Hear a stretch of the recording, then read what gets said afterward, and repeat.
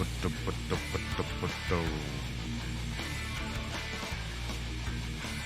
why is the fucking music coming through there? Sup, ladies and gentlemen, Accolon here, and welcome back to each and one of you. And of course, if you are new to the channel, or if you're watching this for the first time on YouTube, please remember to hit that like button, hit the subscribe button, and smash that bell. Sorry, I just had to fix my sound, because the sound was absolutely terrible. That should work. Okay. Also, you can watch us live over on Twitch. Just click the link in the description down below. Live is always better. Always. Trust me. I think these streams are a lot of fun when you watch them live. We're just waiting for Twitch to send out notifications. It might be Friday fever. For those of you who don't know, sometimes on Fridays, Twitch just decide not to work.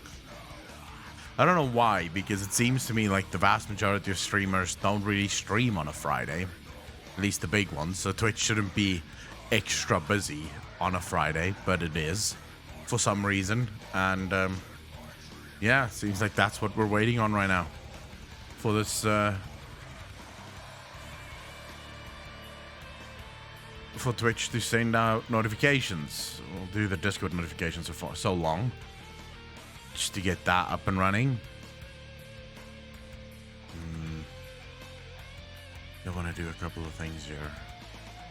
See what Wowhead has in store for us. Is there anything good on Wowhead?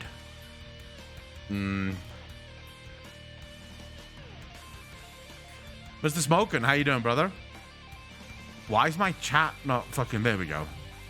It's a Blizzard shit show, Accolon. It's going... it's got everything all screwed up. I don't know if Twitch's problems is Blizzard related. If it is, then fuck my life. I don't think Twitch could be as horrible as Blizzard at the minute. But yeah, it does. I'm looking through Wowhead right now, looking at some of the news. Overwatch League corporate sponsors remove ads pending reevaluation. Wow. Okay, it's not just Jesus. This is sort of bad. This is sort of bad. Seems like the Overwatch League just lost all of their sponsors, just about. Saint, how you doing, brother? So that's not great. Is there anything good on Wowhead? Like anything that would get anyone excited? Enoch, how you doing, brother? I'm alive, man. It seems like there is no escaping the dumpster fire that keeps giving. Sadly, yes. I actually think Twitch is worse than WoW. The bugs and stupid things on the Twitch app are much more than those in WoW. The Twitch app sucks. No one should ever use the Twitch app. Like I refuse to use the Twitch app. I watch Twitch only on my PC and only in browser because the Twitch app is horrible. Just straight up. Zig, how you doing, brother? Good, man. Just playing Swatter, actually. Ah, nice. Blue Fairy, how you doing? Many as one, how you doing, brother? Beliptica, how you doing? I'm doing well. Thank you very much for asking. Overwatch seems to be wrecked. Yes, many as one. It does appear as if the Overwatch League is coming to a very abrupt end. It does appear to be the case. Lunavira, holy shit, why are you awake this early? Good morning to you, Luna. Yeah, I tried using the app. It sucks, so I watch your stream from my desktop. Yeah. Robotic Unicorn, how you doing, brother? Hi, from the future of Canberra, Australia. Australia, mate. How you doing, brother? That doesn't appear as if Wowhead has anything other than shit news. Analysis of Shadowlands DPS, shit news. Fan continues Nightborn character customization demonstration. That's pretty cool. School stressing. Don't know how hot I want to be on the first day, nor do I have any of my school info. How could you not have any of your school info, Luna? Greetings, having a good day. CDJ, how you doing, brother? And the answer is fucking obvious, right? You want to be the hottest that you've ever been on your first day at school. I think that's like... Isn't that what everyone would do? Like, you want to go in there and you really want to, like, you know, turn some heads. lay down the rules, so to speak. Make sure that you're the hottest person in school on the first day. That way everyone knows. You could go the other route, I suppose. You could go in as the ugly duckling and then become better looking as time goes on, but I don't think that's going to work out. First impressions fucking matter. There is one good news. They added portals to Sanctum of Domination, but this can also be a bad news because they should have added those before releasing the patch. There's a lot of things that Blizzard should have added already. I don't really care that much for like gameplay stuff that should or should not be added, because those are, generally speaking, choices, right? And you can forgive a developer for thinking something's going to go one way when maybe it goes a different way, right? That can be forgiven. Talgaro, how you doing, brother? Wannabe, how you doing? Welcome. I do believe you might be the first person I've ever had in the stream that, well, actually told me that they're from India. So happy to have you here, fellow Bricks Nation person. Mr. Vaughn, how you doing, brother? They should have added Kern Bloodhoof in Shadowlands. I'm actually happy that they didn't go full-blown fucking just adding every single old character in the game to Shadowlands, because that would have just been, like, it would have felt horrible, as far as I'm concerned, at least. Big Travel Inc., thank you very much for joining the channel. Really happy to have you here. Thank you so much for the first-time chats as well. How are you doing, Travel Inc.? I miss him. WoW players are a super rate breed here. What do you mean, wannabe? Alex, how you doing, brother? Hey, I'll tell you guys what. The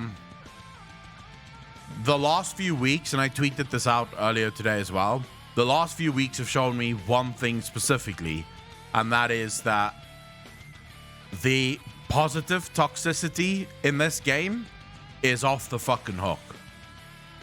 It is off the hook. Given how they are treated, that might be good to see no Khan. Might be good to avoid Arthas too, as much as possible. Yeah, I don't have any trust in the writers of Shadowlands to treat any of the old characters with any modicum of respect. Good so far. I hope everyone feels the same. I don't know, actually. How's everyone doing? How's your final day of the week going? Already have many plans for the weekend, or just trying to basically get through this Friday in one piece, and you'll think about the weekend tonight? Good. Today we're good so far here in Germany. Nice. I don't want to meet a bunch of dead NPCs from older Xbox and Shadowlands. At Lore Nerds to that, and I'm probably among like 100 WoW lore fans from my country. It's like South Africa. South Africa does have a WoW community, but it's rather small. It's not like the biggest, anywhere near the biggest. I'd say the biggest games in World of Warcraft, or in South Africa at least, is first-person shooters. I don't know why, but the South Africans love their first-person shooters. Probably training for some shit. Anyways, I may or may not be back later. Bye. You'll stay buzzing. Luna, take care of yourself. Have fun, and good luck with your first day at school. Doomhammer, I am very good. Thank you much for asking. I'm still a little bit tired. I only got up like half an hour ago because I woke up. I'm thinking about becoming the next Honored Voice. I think WoW is real, the Arbiter is real, and I want to be the next Dalinara. And I will be. WoW is WoW is not real. Zigzags. It's just it's just a game. There's no Arbiter. There's no Dalinara. You might be taking it a bit seriously. I do thank you for the 10 bets, but it's not the same. It's not real life. Yeah, I woke up, and I woke up to a message saying that there's no water in the complex because they have to fix some meter or some shit. I just looked at it and I was like, oh, for fuck's sake, I guess I'll sleep a little bit more. And then I woke up like half an hour ago. I'm like, fuck, I'm going to be late for stream. So I jumped out of bed, got into the shower, and here we are. I'm joking. I don't believe in those things, actually. I think you weren't joking, 66. I think you do actually believe in those things. I think you wake up every day and think you're going to open your window and see Nagrand. I think you're just saying now that you don't believe in it because you don't want us to think you don't believe in WoW. Happy Friday, Echo. Sounds like a hell of a start to the day. Apocalypse, how you doing, brother? Purpose be praised. I can open my window and see Middle Earth, though. Can you, though, Andy? An illusion? What are you hiding? What the fuck? Twitch just had some kind of funky glitch. I never seen anything like that. What happened, Mr. Smokin? Just FYI, sent you a DM in Discord. Hold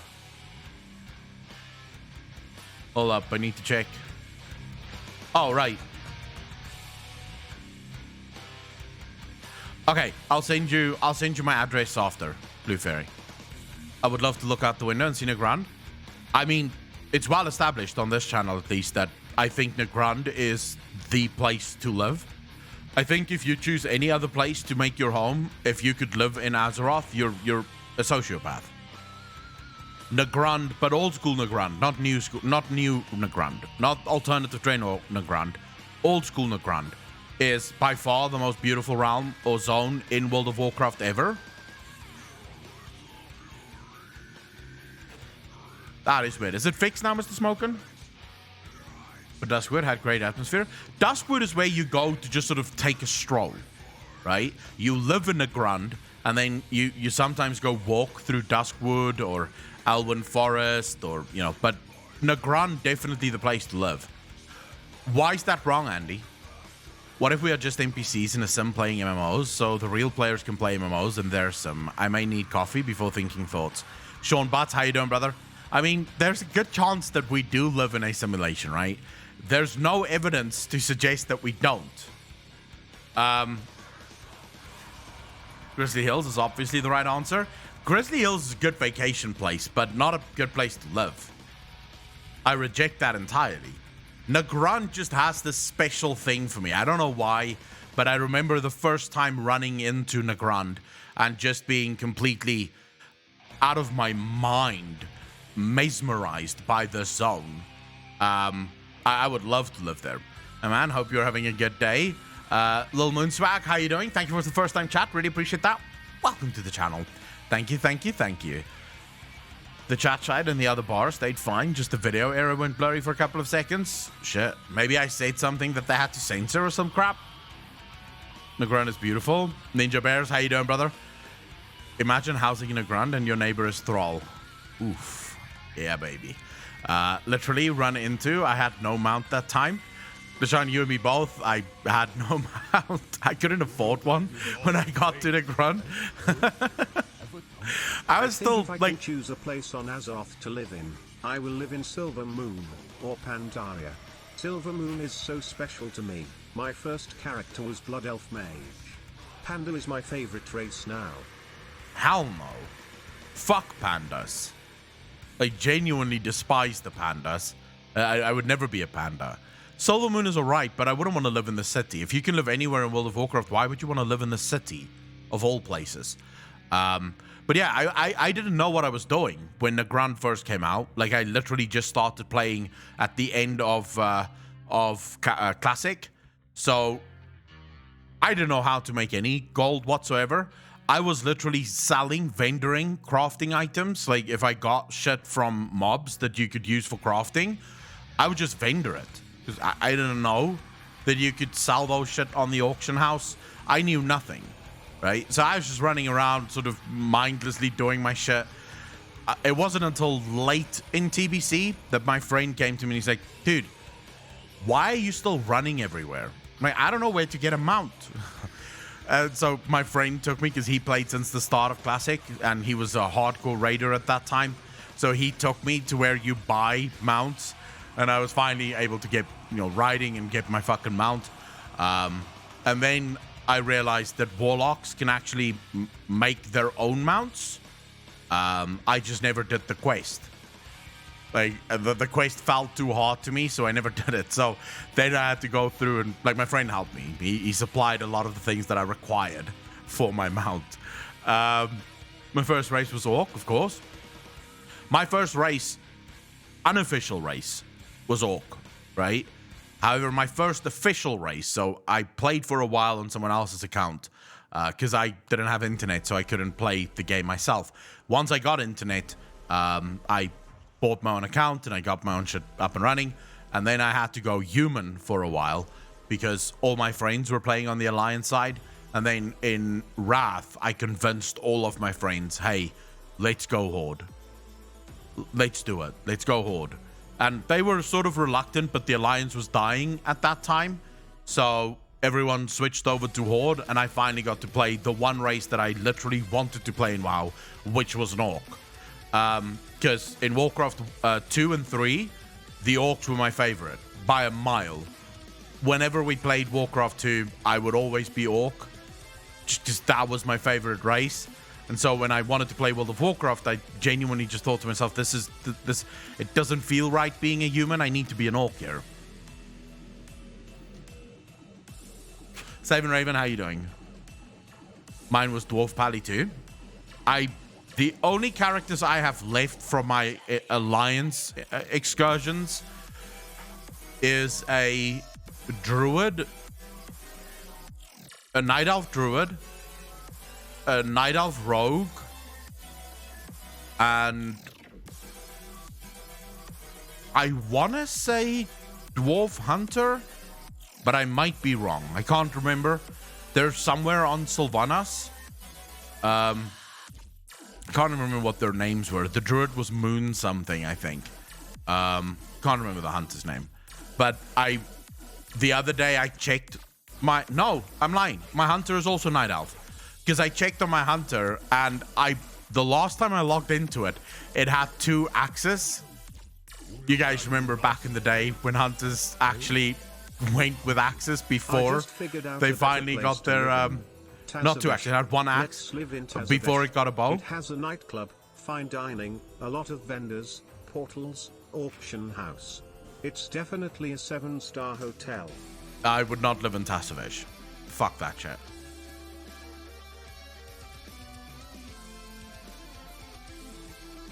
So, who's everyone's first character? What was your first character? I want race and I want class. It doesn't matter if you're still playing it. I don't want your first main, or I want the very first character you ever created. Dwarf Valley, Troll Monk, Pandaren Monk. Oh my god, look at the people and where they started playing. How's that possible? Orc Warrior, Undead Mage, Undead Priest, Night Elf Hunter on stress test. Nice, Jace. Any Hunter, Dwarf Paladin named Sleazy, Undead Warlock, Orc Warlock, Night Elf Warrior. Still playing it as my main. First one for me was Orc Warrior, Undead Mage, Forsaken Warrior, Blood Elf Mage, then Blood Elf Warlock. Told you mine, and I still play her. You did. 7-11 on the Horde, Troll Mage Alliance. Year later, Draenei Shaman. Blood Elf Hunter. Lunesca, how you doing? Thank you for the first time chat. Really appreciate that. Human Rogue. Night Elf Druid. My dad used to play in Vanilla. Lefty's Guild in TBC. Forsaken Warlock now. Nightborn now. I went Nightborn when Nightborn first came out with my Warlock, and then recently, like 6 months ago, when did we go back to Orc? Can't remember, but very recently I went back to Orc. I just like the Orc aesthetic. I think the Orc is the best looking race in the game by a mile. Orcs look insane with armor, especially because of the size of the shoulders. Like the shoulders being just absolutely fucking gigantic. I love that. Here's a big question for all of you. When did you start playing WoW? Which expansion? What expansion baby are you?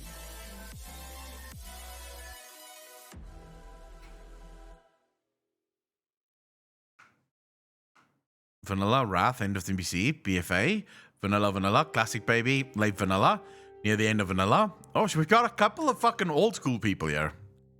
BC, Vanilla right at the start, 2007 end of Vanilla. A few weeks before Zul'Aman release, end of Vanilla, Vanilla Baby, Late Vanilla, Beta, Vanilla, Legion. Oh my god, Legion Baby. That'd be sick, holy fuck. So you literally joined just before it all went to shit. Although my experiences have been that people who joined sort of after the glory days of World of Warcraft actually don't mind BFA or Shadowlands. They think it's pretty good. because they're not used to when World of Warcraft was in its glory days. When I started, I was so amazed by the lore of it. I often like to go exploring the old areas. WoD year, BFA, for retail. I feel a little bit sad for people who missed the glory days of World of Warcraft. The people who didn't play vanilla, who didn't play TBC. And I'm not talking about going back now. It's not the same. If you play TBC or vanilla now, it's simply not the same. But I feel bad because you missed out on some of the best game design ever. If you go back to TBC, back to Wrath, even Cataclysm and Mist of Pandaria, the game was something different. The game was just... It was fucking magical, dude. There was something about that game that just no other game could compare. Like, you'd go and play other games, but you'd always come back to WoW. Always. You couldn't play any other MMO. The truth of it is, any other MMO would always be met with the exact same thing. Yeah, it's fine, but it's not WoW. I remember playing Rift when Rift just came out, and I sort of, Mikimoto, this is not your first time in the chat. You and I both know that you're a fucking liar right now. How you doing, bro? Scott, how you doing? I remember playing Rift, and my criticism of Rift was that it's not WoW. It wasn't bad. It wasn't a horrible game. It was just not WoW. And I kept thinking to myself, the only thing a game could do to ever survive is to just imitate WoW. Digit, how you doing, brother? The quest quantities were fucking ridiculous. Yeah, true. The quests have never been good. So on Twitter, there was this post by someone at Blizzard. They're looking for new quest designers, right? And so my response to them, and I don't think this is overly harsh, but my response to them was simply, let me see. Okay, so Johnny Cash said the following. Let's just make sure. Okay, so Johnny Cash said the following. Let me show you guys. Johnny Cash says, by the way, love his music. Don't think this is the same guy. Hey there, at Warcraft and Game Day friends. We're looking for quest designers to join us in crafting the next chapter of Azeroth's story. Especially interested in finding people from diverse backgrounds who can tell stories from different perspectives. Ones we haven't heard yet. I do not agree with this. Ones we haven't heard yet, based on how World of Warcraft designs its fucking quests. There's no stories. What are you talking about? The quest team is full of extremely passionate, amazing people that are very much not shy about speaking up for what is best for the game. Our community and the people that make it, I have all the faith in the world in them leading the way in forging the Blizzard we all want. So I basically just responded with the following. For the love of all things holy, just get someone with more imagination than kill X amount of Y, fix the questing and make it actual RPG quests, and WoW instantly levels up. Was this too harsh, do you think?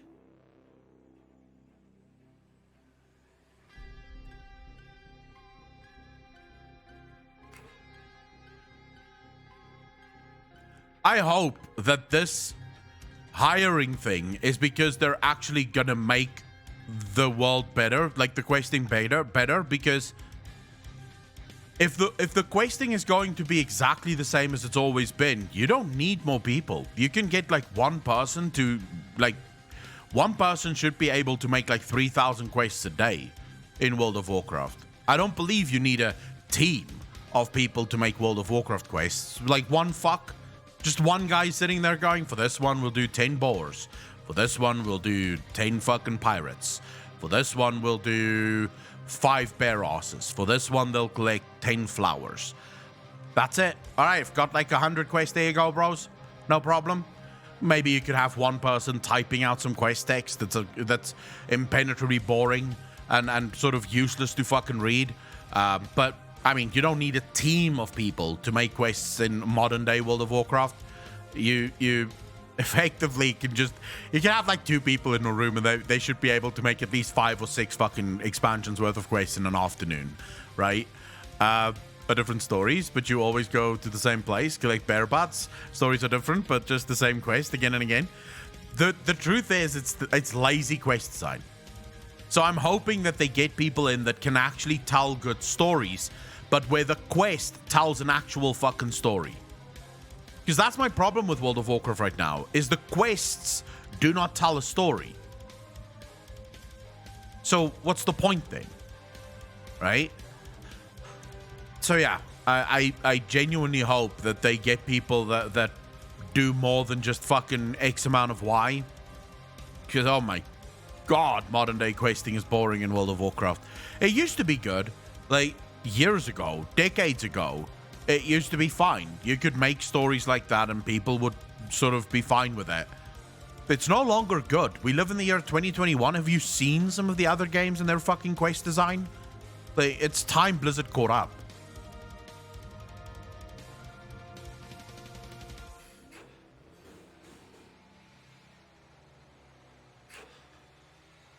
I mean, to be fair, Saven, to what you're saying there, I 100% agree.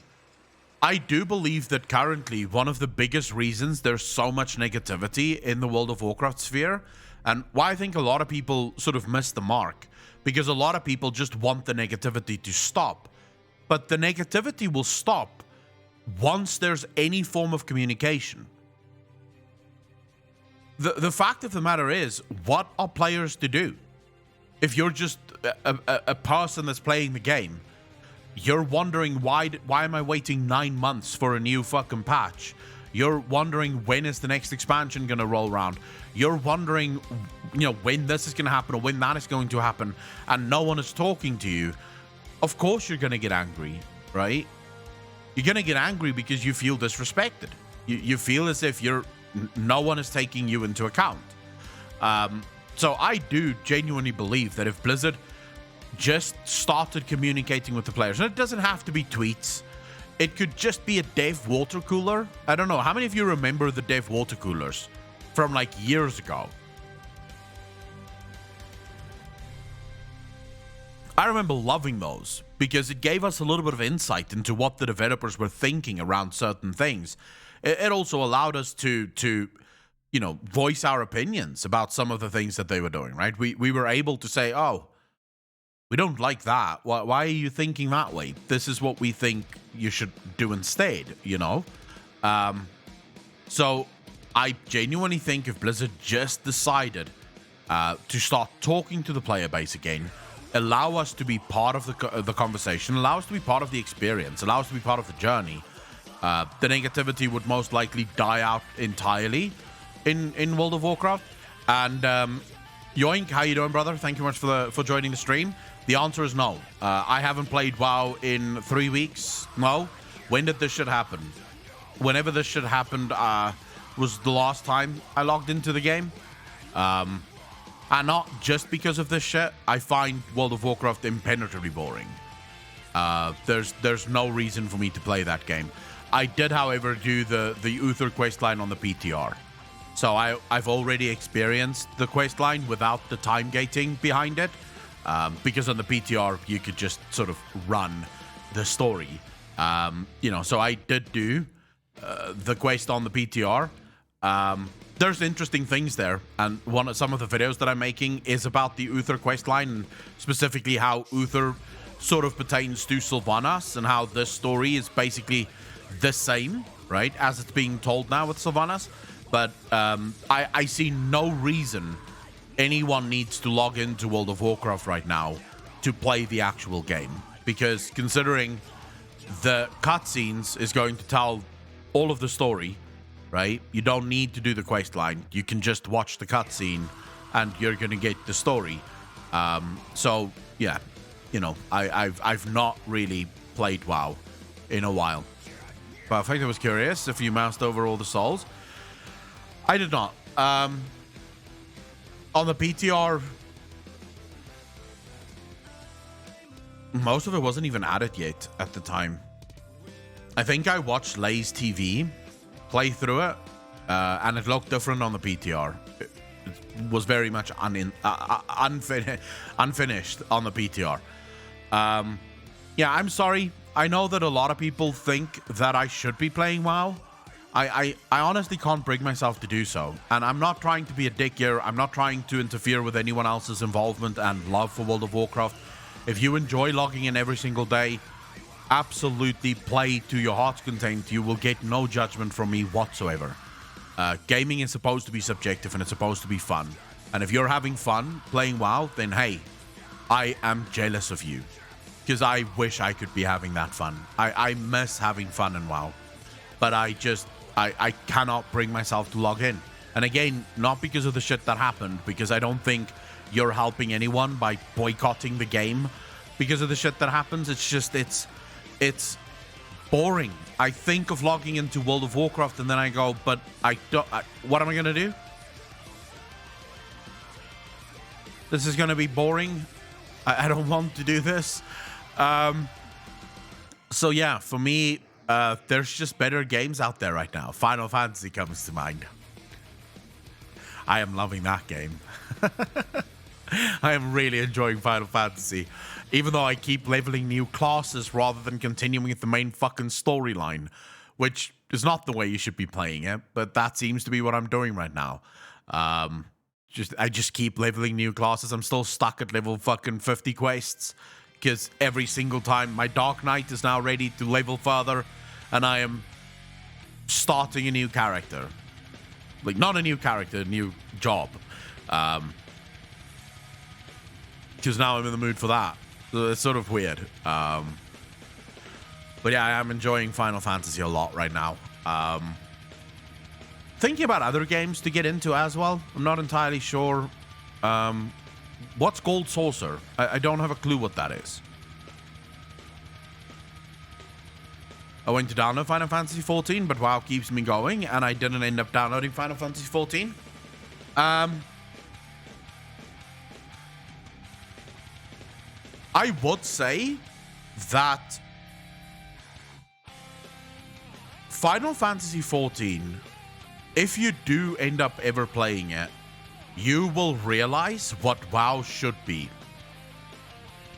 And again, not to throw shade at World of Warcraft, but you will realize what a game looks like when the developers actually play their own game. Because every single thing in Final Fantasy has a purpose for existing. Nothing is designed in such a way that it removes from the game. Rather, whenever they do add something to the game, it just enhances the experience of the game. It at no point takes away from the game, which I think is absolutely magnificent. They have none of this time-gated stuff, really, that you run into with World of Warcraft so very often.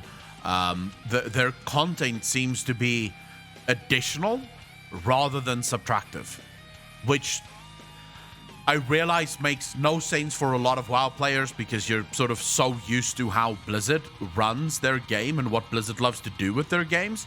But the truth is, when you get to max level in Final Fantasy, you do not just have all of the content that came out with the max level expansion.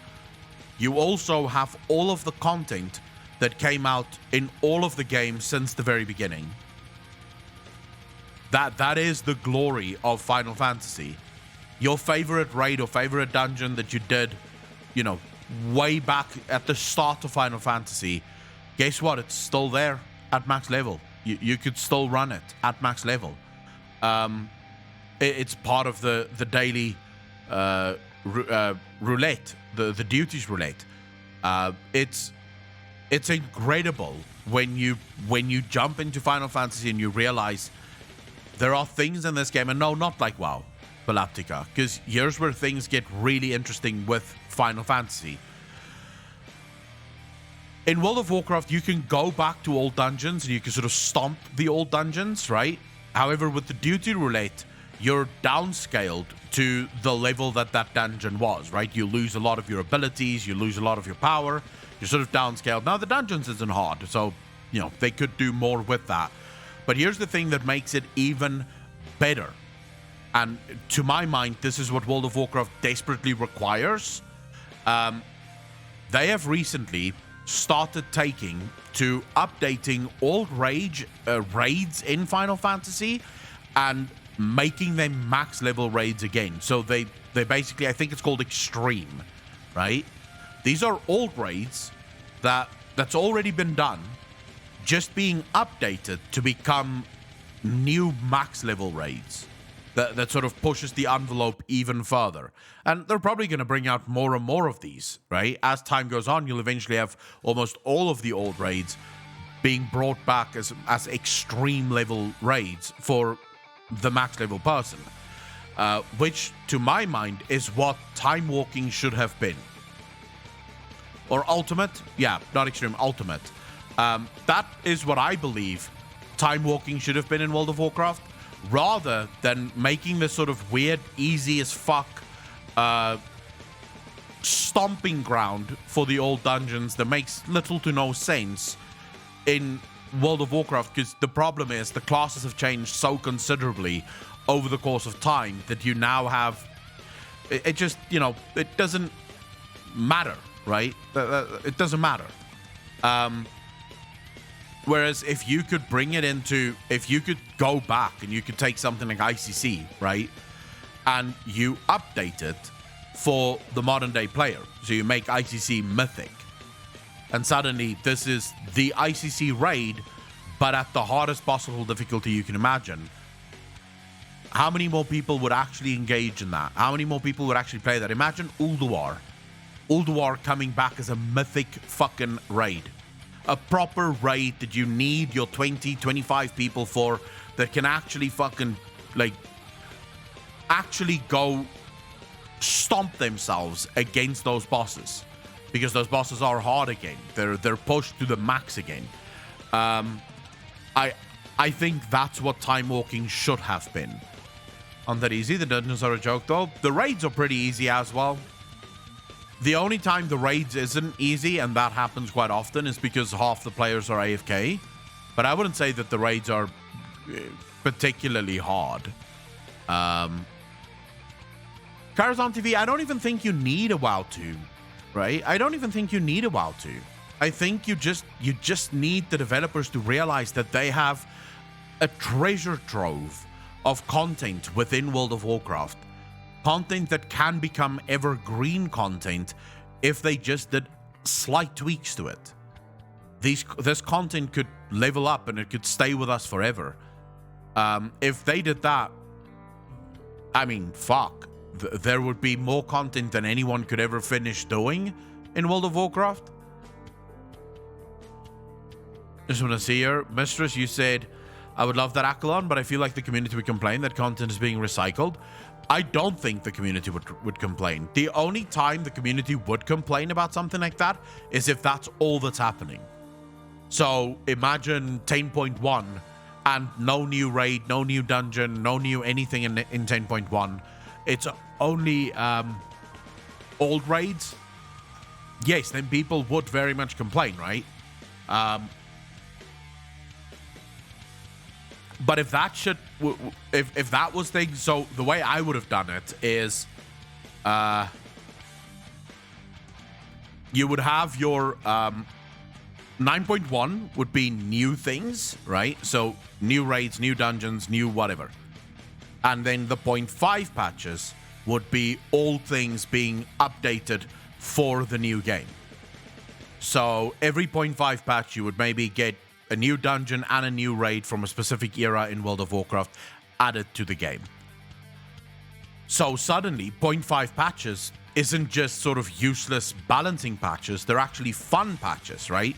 You're looking forward to 0.5 patches because now you get to go into one of the old raids. You get to go into one of the old dungeons. You get to have some fun, which just means that you can sort of make the patch cycles longer as well, because there's twice as much content coming out all the time. Bringing the old zones up for existing level of graphics, Storming, etc. would be gorgeous. That's something that would probably not happen anytime soon.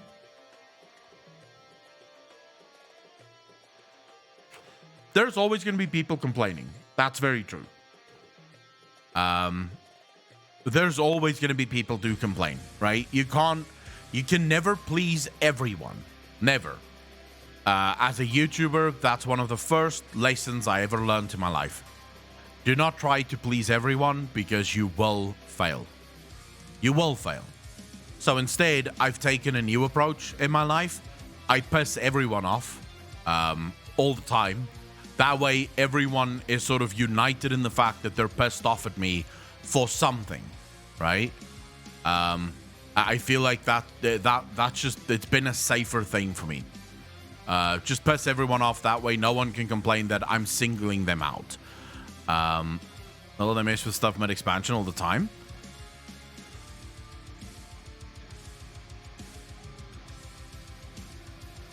No, that's not even the biggest thing that Blizzard needs to learn. The Grey. It's not that they shouldn't mess with stuff mid-expansion. It's... So Blizzard have this sort of silly fucking idea that I don't know where it comes from, but it's the worst thing that Blizzard could ever do. And it's a trap that they've fallen into 100%. Blizzard keeps coming up with these stupid fucking things. We'll fix it in one of the patches, right? How often have you heard Ian say that? If I were to make a compilation, it'd probably be 10 minutes worth of compilations of Ian saying, oh, you know, and if it's a problem, we'll balance it in a later patch. If it's a problem, we'll balance it in a later patch. That's not good game design. You cannot design a game on the basis of we'll fix it later. If it's not working now, there's probably a reason why it's not working now, and then you shouldn't go forward with the system because the system isn't working. And surprise, surprise, Blizzard, you've never been able to balance anything in your fucking life. In fact, I am surprised that most of the Blizzard developers are able to stand upright, because it feels to me like balance is the one thing they do not have. It's one issue. They won't overhaul a completely broken spec mid-expansion. I completely agree. They should be working to fix shit now and not later. Fuck, that would be a 20-minute video, mop, if I were to include every single time Ian have said, we've learned, we've listened, we hear what the players want. And then, of course, they do exactly the thing that the players didn't want. Like with corruptions, right? Players had some problems with corruptions. They weren't exactly happy with corruptions. Blizzard said, we learned, we listened, we won't do that again. Domination shards. This feels a lot like the corruptions. So did you really listen? Did you really learn? Or are we just going in fucking circles here? Fury Player, how you doing, bro? It will be fun. I should actually fucking do it. Me and Alex just work through every single time Ian have said he's learned. And then he does exactly the thing that he said he learned and he wouldn't do again.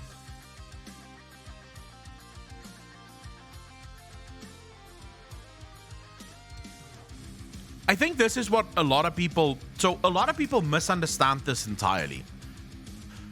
It's not about doing what the player wants, right? Because I get this pushback quite a lot on my channel where people will go, oh my god, the reason World of Warcraft is as bad as it is right now is because Blizzard keeps listening to the fucking players.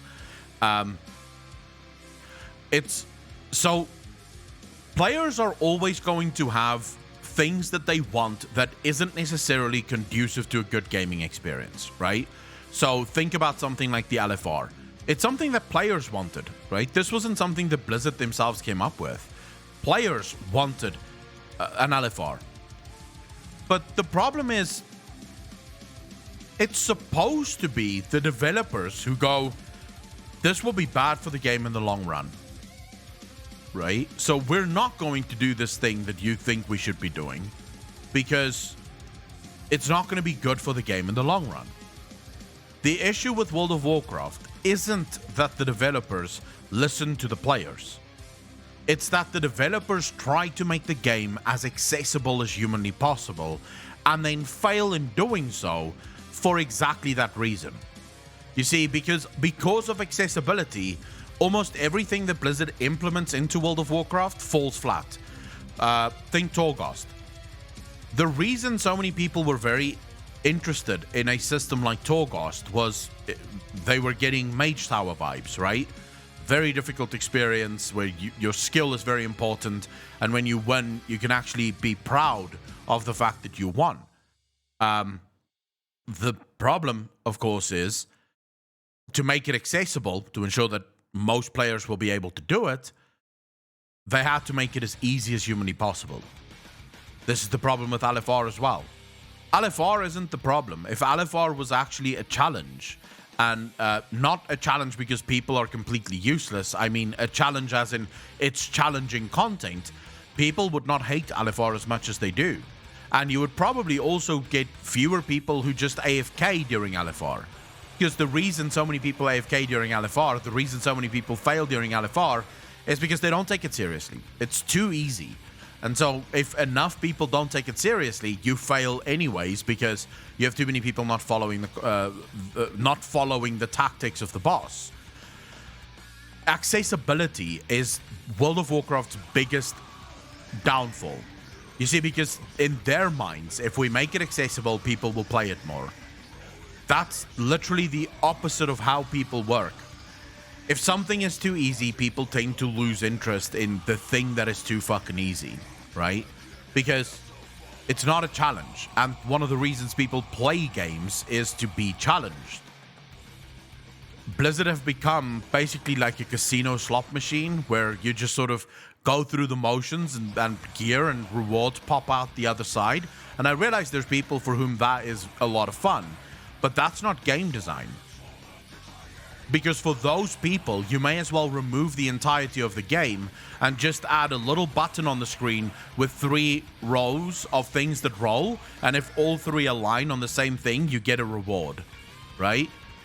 Because those people who only play for the rewards, they're not in it for the game. So you may as well just make a separate game. You can call it World of Warcraft Slot Machines. And they'll just sit there the whole day and punch their fucking button, wanting some rewards, some purple pixels to pop out the other fucking side. And you could give it a nice little animation, like a pig pooping out the gear. And then you could give them a character that they can put the shit on just to see what it would look like. But they don't have to play the game. The people who actually play World of Warcraft, they want a challenge.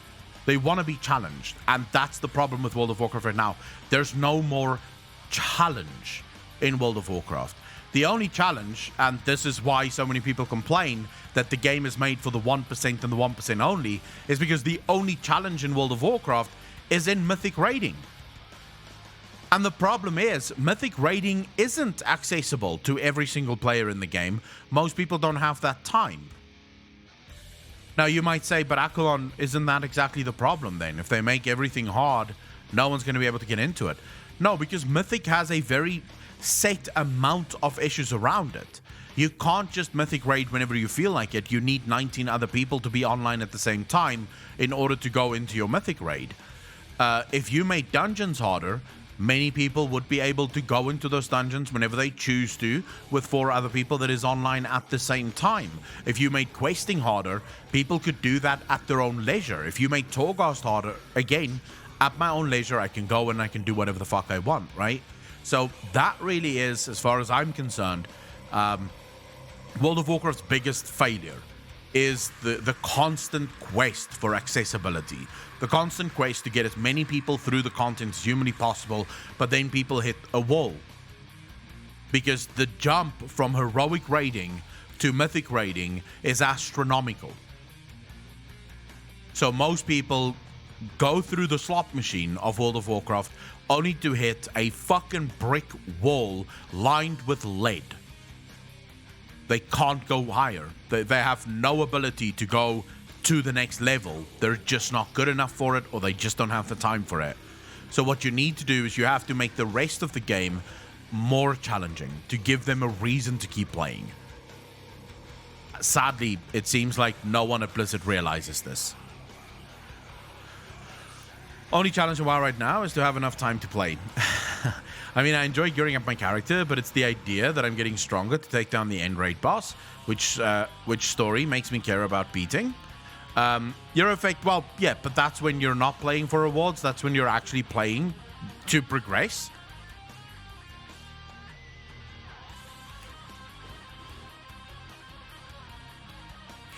No, you don't have to make every single thing hard. Of course not. But I would say leveling should be at least 30% harder than what it is right now. Like, you should at least have a threat of dying when you're leveling, right? Because you're under-geared, you're underpowered. You aren't yet strong enough. So you should feel that level of threat when you're in the world for the first time and you are leveling, right?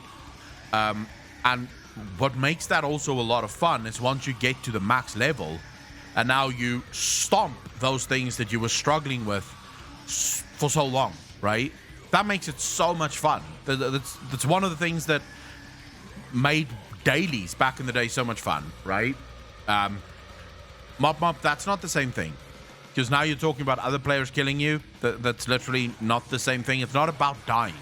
It's about the threat of death, right? That's what I'm talking about here. You should know that death is an option and a very real possibility at every single turn whilst leveling, right? So that you can actually get to max level and eventually stomp those things. Again, you guys are missing the fucking point. You're missing the point entirely. Because based on that, you may as well just level in Battlegrounds. Just go level in Battlegrounds then, if all you want to do is being killed by other players. I am specifically talking about PvE content. It's not that other players can kill you. It's the fact that if I'm facing an NPC in a fucking zone whilst still leveling, I should have the ability to die against that player, right? That's the point. FBS, we've gone through a bunch of topics already. The current topic is difficulty scaling in World of Warcraft. I can't wait. I'm going to the barber tomorrow. I genuinely cannot wait. This fucking mustache is pissing me off.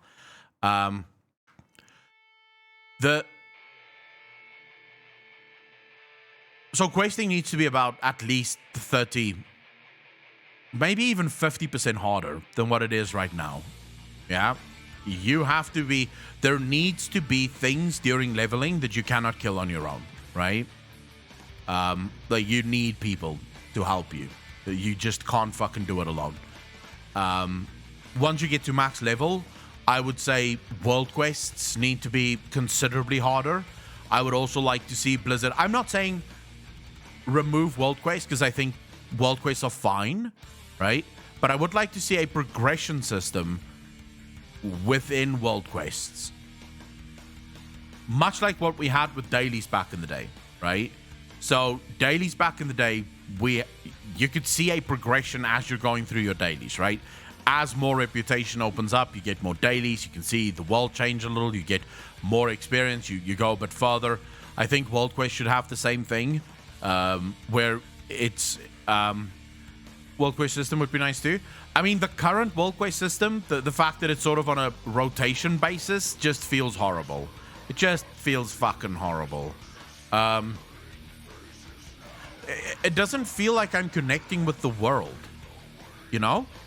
I mean, the point of world quests was to give you things that is available on the map and forces you to go out into the world and do things there, right? The problem with the world quest is that's literally not what it feels like. It doesn't feel as if I'm out in the world doing things. It doesn't feel like, it's not a fun interaction. It's definitely not a fun interaction.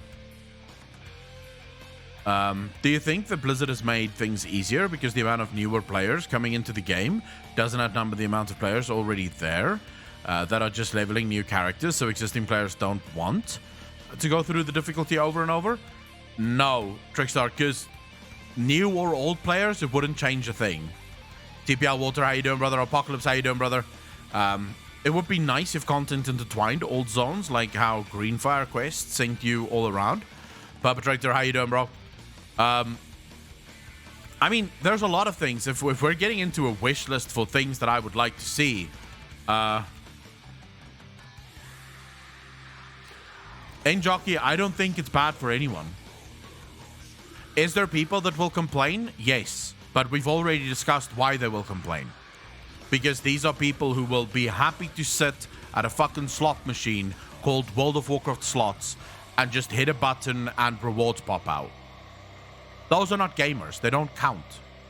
I don't think you should make a game for those players, because you could make a mobile game and those players would be happy with it, right? You could do a mobile game and they would be very happy to just play the fucking mobile game. So I don't think you should ever design a game around those people. I think you should design a game around proper gamers, which means you make it hard. You put the threat of death back into your game. I mean, it's called World of Warcraft, for God's sake. Where's the war? Where's the danger?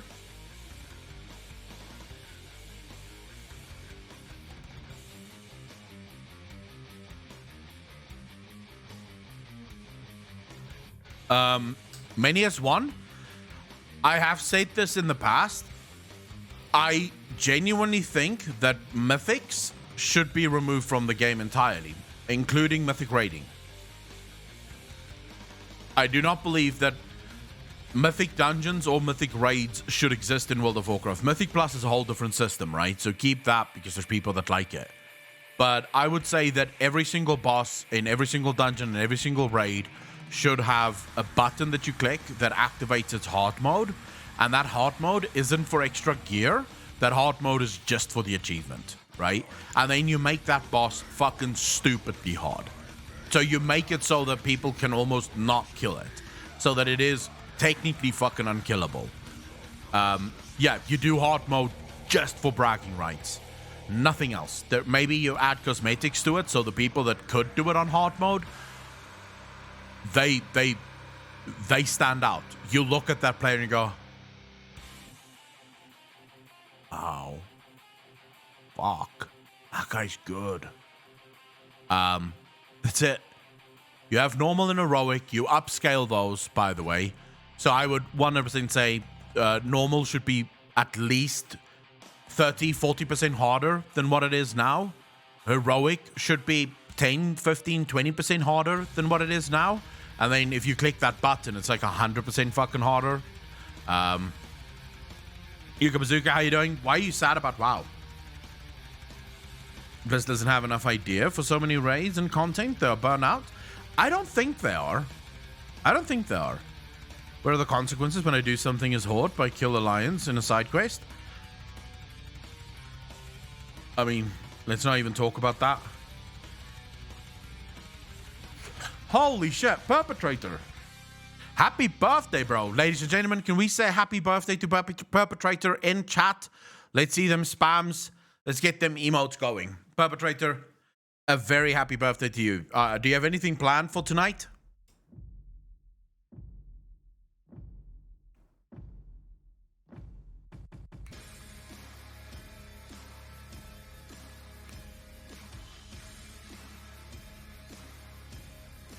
Birthdays are always fun. Even though I usually forget my fucking birthday.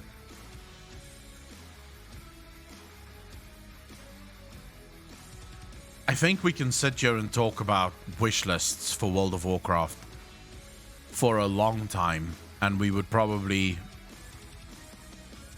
never run out of things that we all want. What bugs me is, how is it possible that 105 people on Twitch can come up with so many different things, so many different ways of making the game better, but the 6,000 people working for Blizzard can't come up with any of those ideas? How is that even possible? Thanks, everyone. No, not really anything big planned. Just chilling. Nice. No, wait. That's not nice. Perpetrator, you're turning 21. 21 is like a big deal. You should be out of your mind drunk on your 21st.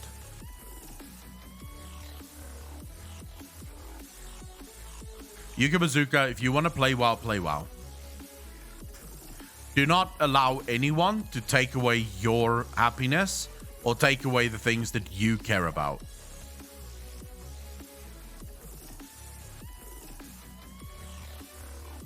$21 is a massive deal. Okay, at least in South Africa, 21 is huge, right? Your 21st is like the day for you. Now, the reason, and it's no longer really important. Like, technically, it's no longer really important in South Africa, but people still view it as very important because way back in the day, we're talking 20 years ago at this point, you became an adult at the age of 21. So at 21, you were allowed to finally sign contracts. You were allowed to open your own bank account. You were allowed to borrow money if you truly wanted to. Like, you were allowed to legally enter into any sort of contract because you were now an adult, right? That got changed from 21 to 18, like maybe a decade and a half ago or something. It got changed and it's now 18, but people still sort of view the 21st as the big one, right? So your 21st is usually a massive deal in South Africa. People put a lot of effort into the 21st. 16, not so much. Like, you get in the US, you get the sweet 16 bullshit. 16 year is just, yeah, go out with your friends and have a drink, right? Just get a bit of drunk and smoke your first cigarette maybe on your 16th. But 21st is the big one, right? That's where your family is there. Your friends are there. So usually there's sort of a couple of rules around it. Your family will be there at the beginning of the night to celebrate your 21st. They'll usually leave at around 10, 11 p.m. That's when all the family members and all of the adults leave. And then all of the kids get absolutely mind-bogglingly fucking drunk, right? That's it. I will probably stream Gamescom, yeah. Sweet 16 is a gold thing. Not in South Africa. At least I don't think so. I'm not 16 anymore, so I don't know. But I don't know a single girl that has ever celebrated their 16th, like in a big way. They probably technically should, right? Because in South Africa, at the age of 16, you're legally allowed to have sex, right? So maybe girls should celebrate, but then guys should be celebrating it as well, because you're finally legally allowed to have sex. And it's no longer considered statutory rape or whatever if you have sex at the age of 16.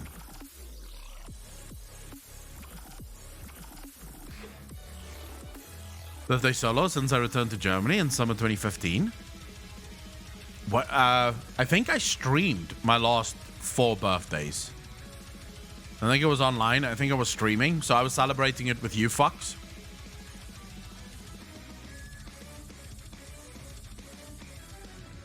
Why was it your best birthday at a Chinese restaurant, Perfection?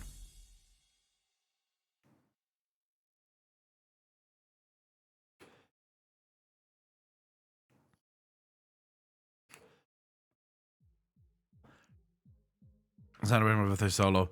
Digit, how do you celebrate your birthday solo, though? The Grey, what do you mean depending on age difference? The waitress hit on me? Perfection, if I remember correctly, you're one of those guys that have a thing for Asian girls, right? Like, you think Asian girls are absolute perfection, if I'm not mistaken. I think I recall you saying that in chat before. My oldest turns 15 this year and I want to cry. Why do you want to cry, Blue Fairy? I celebrate my birthday solo by shutting my door and gaming all day. Nice. Like, a 16-year-old and a 25-year-old is almost never legally allowed, at least not in the US. So South Africa is sort of similar, but if I'm not mistaken, the law is a little bit lenient on that. So if you're, I mean, first and foremost, if you're over 18 and you're sleeping with a 16-year-old, I judge you very harshly for that. Because what do you have in common with that girl? She's a kid. She's literally still a child. The only thing that isn't a child about her is probably her body. The rest of it is still, her mind is still extremely immature. So I don't know what the fuck you'd be talking about half the time. So there is some judgment. But I do believe the law is sort of lenient around that if that happens. And, you know, the state did find out and they did decide to prosecute. there is also arguments that can be made that will end in you not actually being convicted as a sex offender. If I'm not mistaken, I don't really, for obvious reasons, don't have to check into those rules, because my cutoff age is 21. I would struggle to go for younger than 21. I think that's just too fucking young. At that point, let her go to clubs and have fun, right? I'm over that shit. I don't think I would be able to do that. Parents and anything in between. That is why it is just safer to avoid. True. Perfection. I do like Chinese and Japanese girls, but not exclusively. I like all women. My first love was from Senegal. Someone in this chat, I don't know if they're still here. They're probably still here. But someone in this chat is sort of very much Asian girls only. I can't remember who it is, but I know there is one of our longtime viewers that is pretty much Asian girls exclusively. So if it's not you, Perfection, I do apologize for accusing you of that. I'm very much in your camp. If a girl's hot, a girl's hot, right? Doesn't matter what she is. If she's hot, she's hot.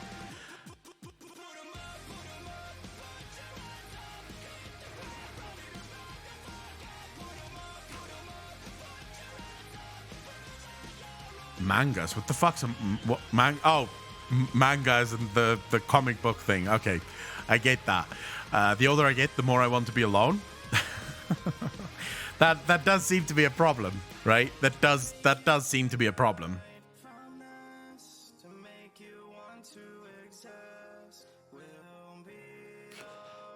I think I don't really have the only prerequisite I have really when it comes to a girl, it's not so much the age, it is the maturity, right? Like I've met girls that's 22, 23 and very mature, very sort of grown up. Then I've met girls that's 25, 26 and complete children, right? But I do mostly find myself attractive to not very young people. So 21, 25 is still, like, it's rare that I'll find, like, super attraction there. It does happen, but it's rare.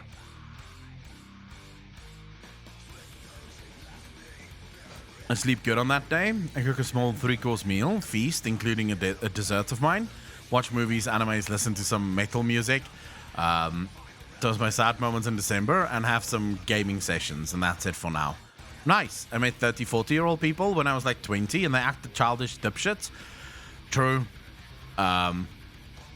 If they eat burger with a knife and a fork, get the fuck out. No, that's beautiful. Not romantically, that's just people in general. I'm 32, by the way. Yeah, I think so the real problem with a lot of guys, something that I see quite often happening with men these days, is if men are single for too long, they tend to accept that. Like, they get so stuck in their ways of being single that they just stop looking. And I can't decide whether or not that's a good or a bad thing. Can't stand guys my own age, too mature. My man now is 10 years older than me, and we get along so well. My GF smokes more weed than I ever could. She's really chill. I think I hit gold. Hey, if you like that, I personally would probably not date a girl who smokes weed. That'd likely bother me.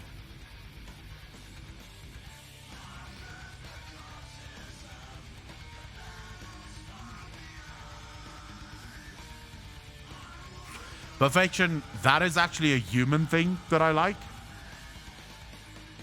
So many humans base their happiness on other people. Or try to fix their own brokenness with other people. You see this so often, right? People who get in and out of relationships consistently, right? Just to fix the brokenness within themselves. It's like, that's not how it works, right? You don't fix your own broken self by finding someone else that's broken. And the truth is, if you're broken, the chances are all you're going to get is other broken people. So two halves don't make a whole.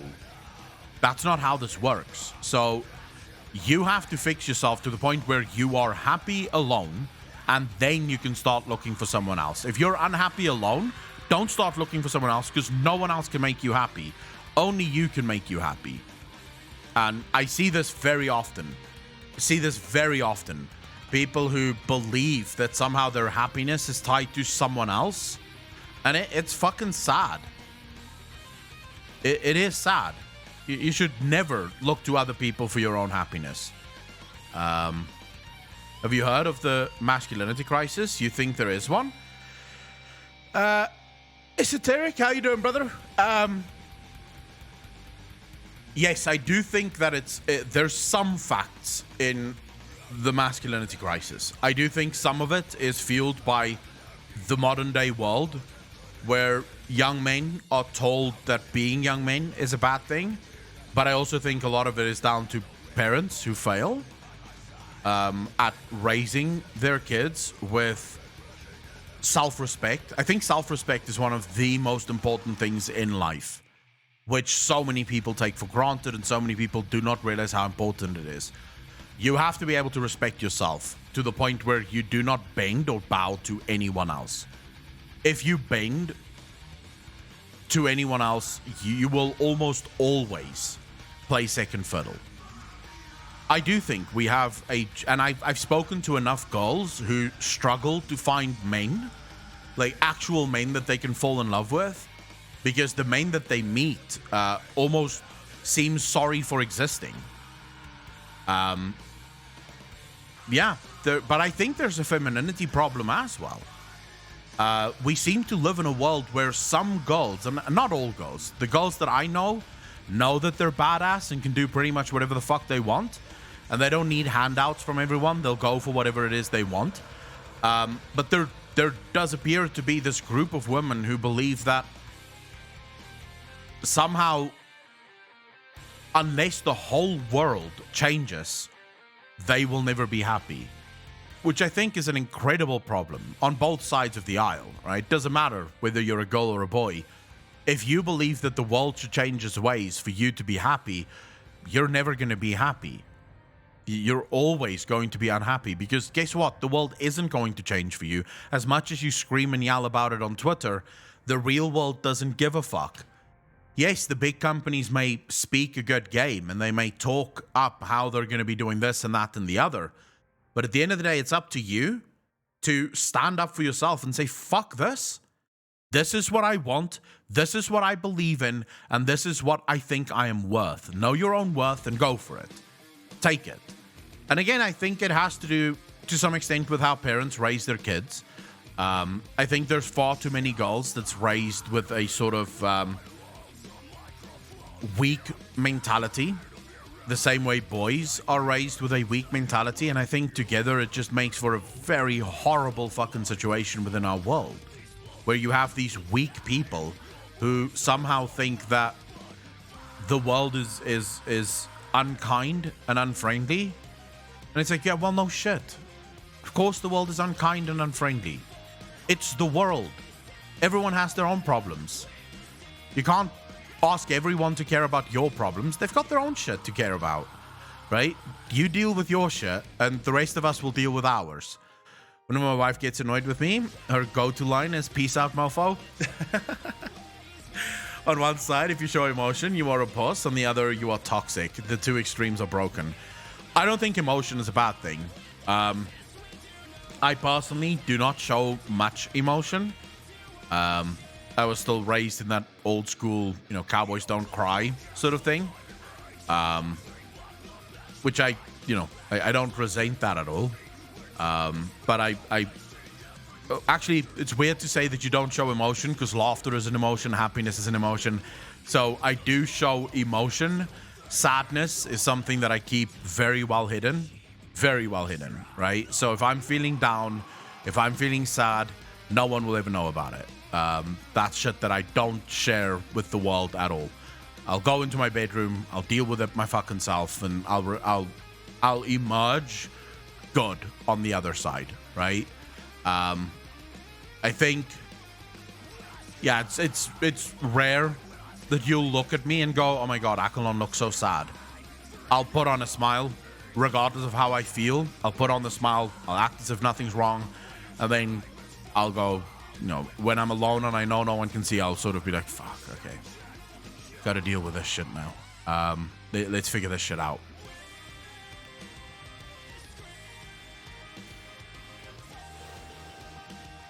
I think Blizzard's writing of female WoW characters took a nosedive after Wrath, or is the bad writing evenly split between them and the male characters? Shay, I think it's evenly split. I mean, the male characters are just as shit as the female characters. I do think Blizzard has this reluctance to write truly badass female characters, right? It's for some reason they think if they write a female character that is just sort of straight up evil, it's going to be considered sexist, which, if you think about it, that is the sexist thing. The fact that you're willing to write male characters as badass evil, but not willing to write female characters as badass evil. The non-sexist thing to do is just to write each character so that it stays true to its origins. I'll tell you what, I will lose my shit the day that they redeem Azshara.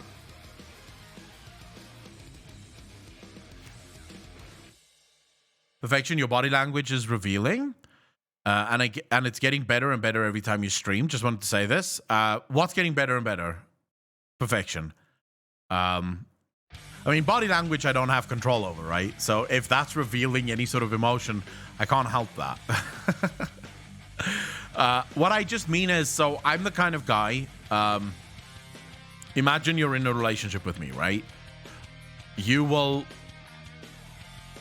almost never hear about anything bad happening to me. Like, my life could be falling apart and you would probably never know about it.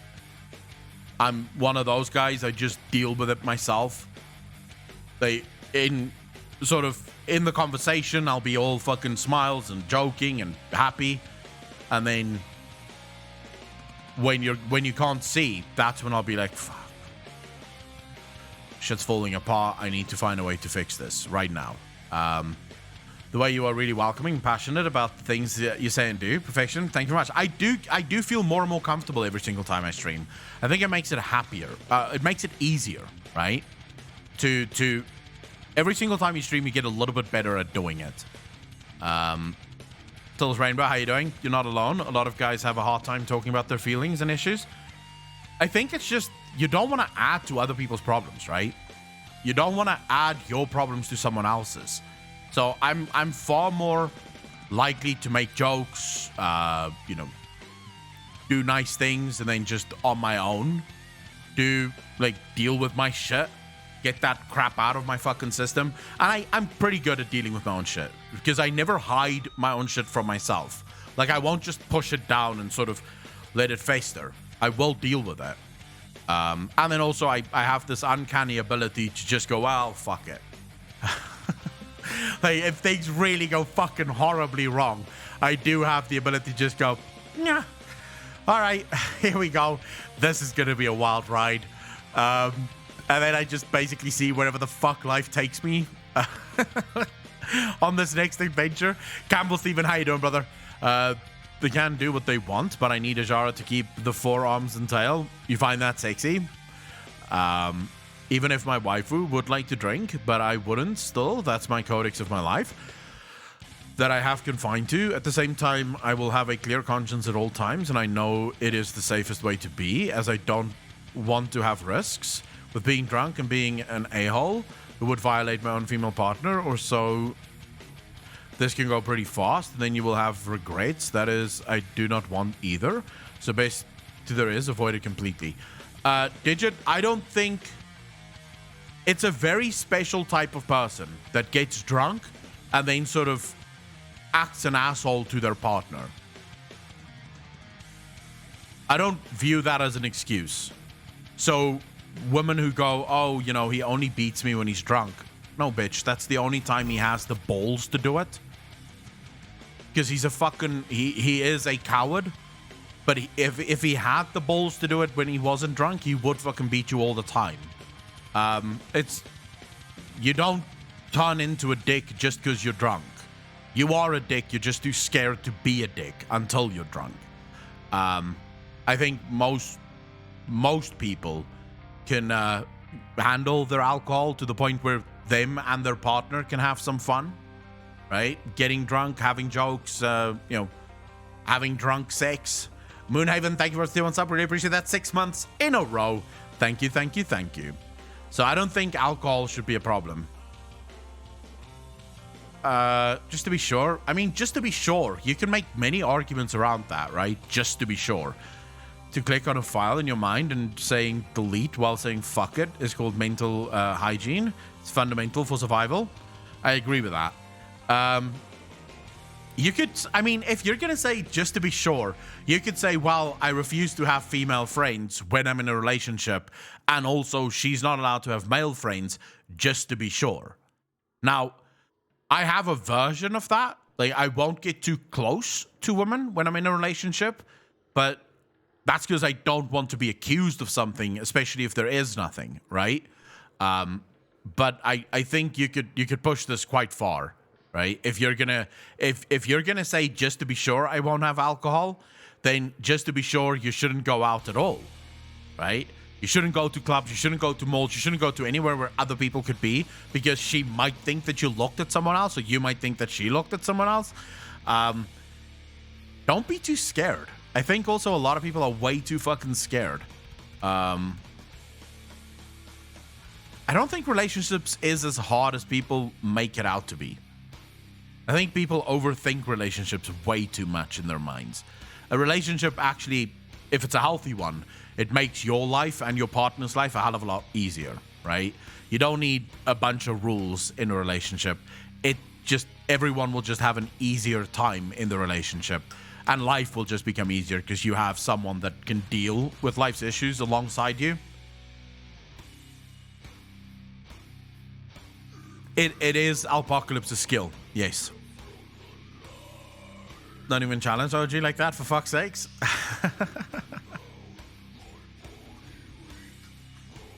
Can't trust you to be around other people, that's their problem. You see, I don't like jealousy for one reason and one reason only. It does not solve any problems. If your partner is going to cheat on you worrying about that is not going to stop them from cheating on you. It's just going to mean that they're going to be more sneaky, right? So you may as well just cut yourself some slack, accept the fact that your partner is either going to be a dickhead and cheat on you, or not going to be a dickhead and not cheat on you, right? And just take it from there.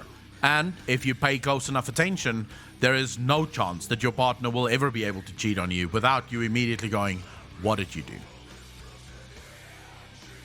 Okay, we can be honest here. Drinking and hitting on someone or kissing someone is just an excuse. We would do it even if we hadn't any drink. It's just an indication that we are not happy in the relationship. Perfection, yeah. I mean, there is no such thing as accidentally cheating. Get the fuck out. There is no such thing as accidentally cheating. Tiger, how you doing, brother? I hate when people go, oh, I was drunk. What the fuck are you talking about? You were drunk. That's not... That doesn't change the fact that you slept with someone else. Slipped, tripped, landed on the D. Yeah, that's the only way. The only way you could have accidentally cheated on me, on anyone really, is if you accidentally fell on their penis, right? That's the only way.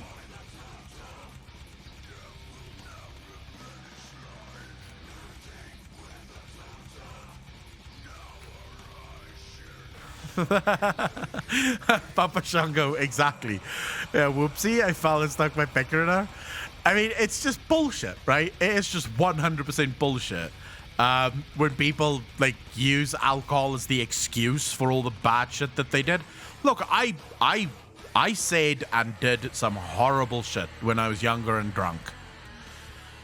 I cannot blame the alcohol for any of the things that I said or did, right? I once told the girl that I had the biggest fucking crush on that I would fuck her I won't even repeat it on Twitch because I'm not allowed to, but it was bad, right? It was bad. I never told her, oh, I was drunk. I'm sorry. I wasn't lying when I said that. I didn't want to do that, but the alcohol made me fucking more brave to actually say it out loud. So the fact that she didn't speak for me for a year and a half was justified, right? It was justified. I acted like a cunt, and I deserved the fact that she wouldn't speak to me for a year and a half. Eventually, she forgave me, right? Because I was less of a dick after that night. But I can't blame the alcohol on that. I was young. I was stupid. I said some stupid shit. And it's not just to her. I said some stupid shit all around when I was drunk. But it's not the alcohol. It's because I am a bit of a cunt. I wear that. I am a bit of a cunt. I think most people who's in the stream know that.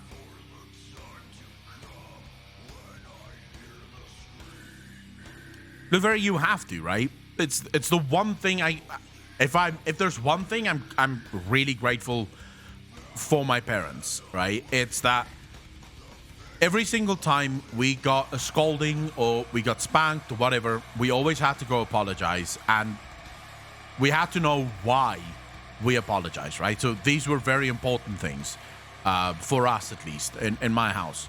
So I learned from very early on, man up, take responsibility for the fucking shit that you did, and just go with it. The worst that can happen is someone can tell you, I don't forgive you. At that point, you apologized. You took responsibility for the shit that you did. You can't do anything else, right? You can only do that. And if they don't forgive you, you just move on. And you hope that they do eventually. And the answer is no. I never got to sleep with her, sadly.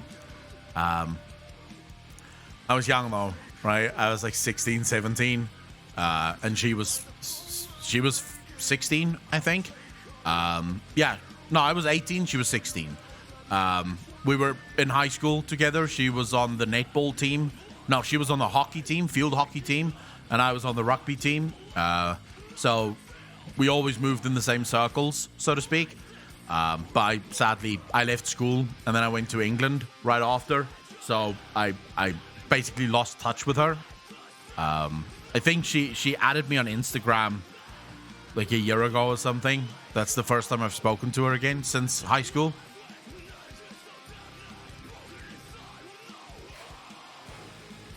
Simon Raven, it's not so much that she got scared, it's that she was insulted. This was a proper, very proper Christian girl. Like, proper Christian girl. To whom I said something very insulting. I will not repeat it, because it's not, I don't think it's TOS. But it was insulting to her, right? My best friend at the time, who was a girl as well, when I told her what I had done, bursted out laughing. So she did not take offense to it. To her, it was just funny as fuck. But for this girl who doesn't even swear, who doesn't say anything, like she never swore at all. She didn't drink, she didn't smoke at all. To her, this was just the worst thing that any man could ever say to her.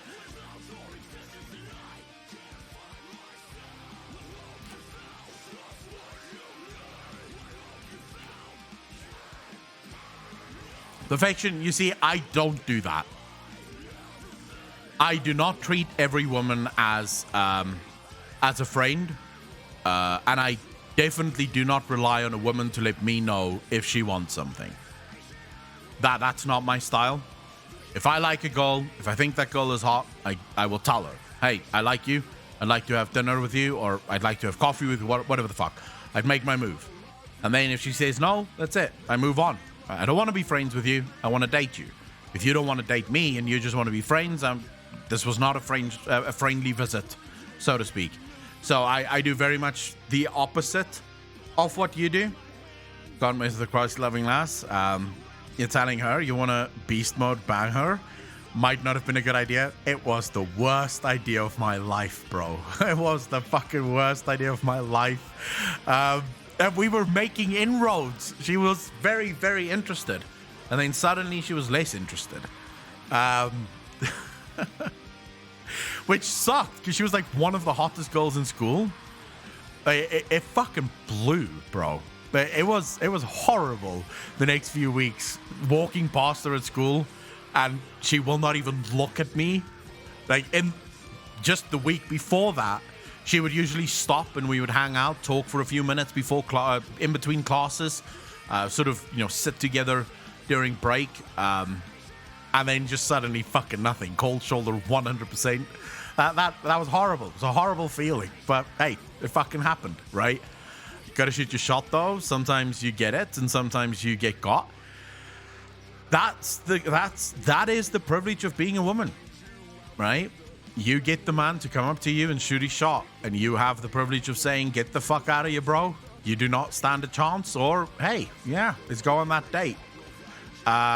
All you can ever do is just straight up shoot your shot, and then do not chase afterwards. For the love of fuck.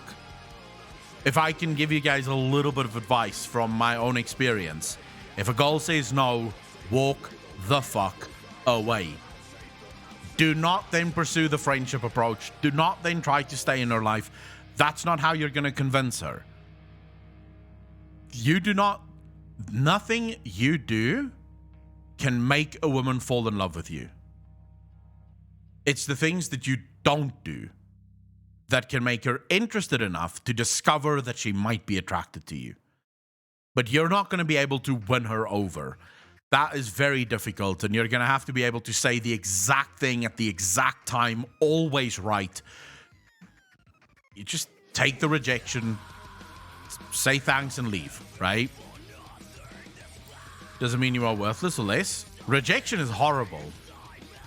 Oh my God, there is nothing that makes your balls shoot right up into your abdomen like a girl saying, no, I don't want to go on a date with you. It's as if your balls are going fucking abort.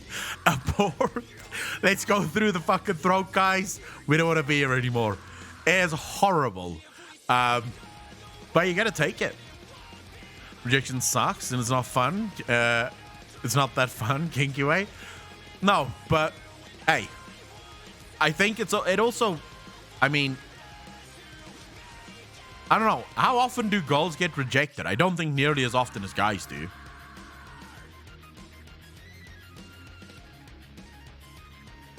Great, yeah, but wait, you're saying when your girl rejects you? Why does your girl reject you? Because if she's your girl, she can no longer reject you, can she? Or are you talking about when she doesn't want to have sex with you?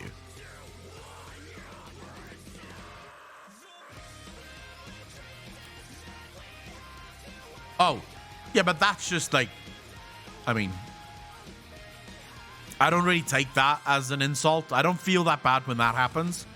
Like, if I want to be intimate and she doesn't want to be, it's just like, all right, well, fine. I'll go play some video games now, right? Flying Duke. So the point I'm trying to make here is, imagine you walk up to a girl and you say, hey, I want to take you on a date, right? I want to go for coffee. You're beautiful. You're absolutely stunning. Can I take you out for coffee or can I take you to dinner, right? And she says no. From that moment forward, right, what she's shown you is that she's not interested. If you then continue to push, if you continue to talk to her, if you still ask her for a number and now you start texting her and you start pestering her, everything you do from that moment forward is just chasing her further and further away. She wasn't attracted to you when you asked her out. She's not magically going to be attracted to you, because you make a nuisance of yourself.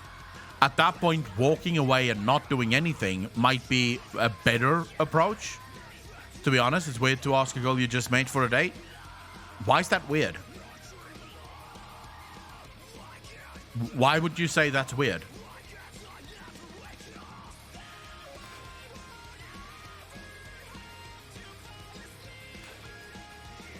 OG Asler, how you doing, brother? I don't see it as weird. Dating advice from a fat fuck who hasn't gotten laid in years. That you know of. Hey, I've lived a long life. Just to be fair. I've lived a long life. when I want someone to do that to me, that's all. Why not? Sophia, thank you for the 5 subs. Really fucking appreciate that. Ladies and gentlemen, can we say thank you to Sophia for the gifted subs? Thank you, thank you, thank you. Sophia, how you doing? The face was hilarious. I was the nerdy one that people paid to do their game test, so I was never that. Flying Duke, okay, so stranger danger, right? Only applies if you're being a fucking creep. If you walk up to a girl, right, say in a bar, and I've done this in my earlier years, right? Usually with the help of a little bit of, a little bit of confidence. You drink a couple of confidence boosters and then you go over, right? You walk up to the girl and you go, excuse me, miss, you are absolutely stunning. Can I get your number, right? Vast majority of girls are not going to think you're some fucking creep or stranger danger. And if you really have the balls, and I've only ever done this twice in my life. I've only ever had the balls to do this twice in my life.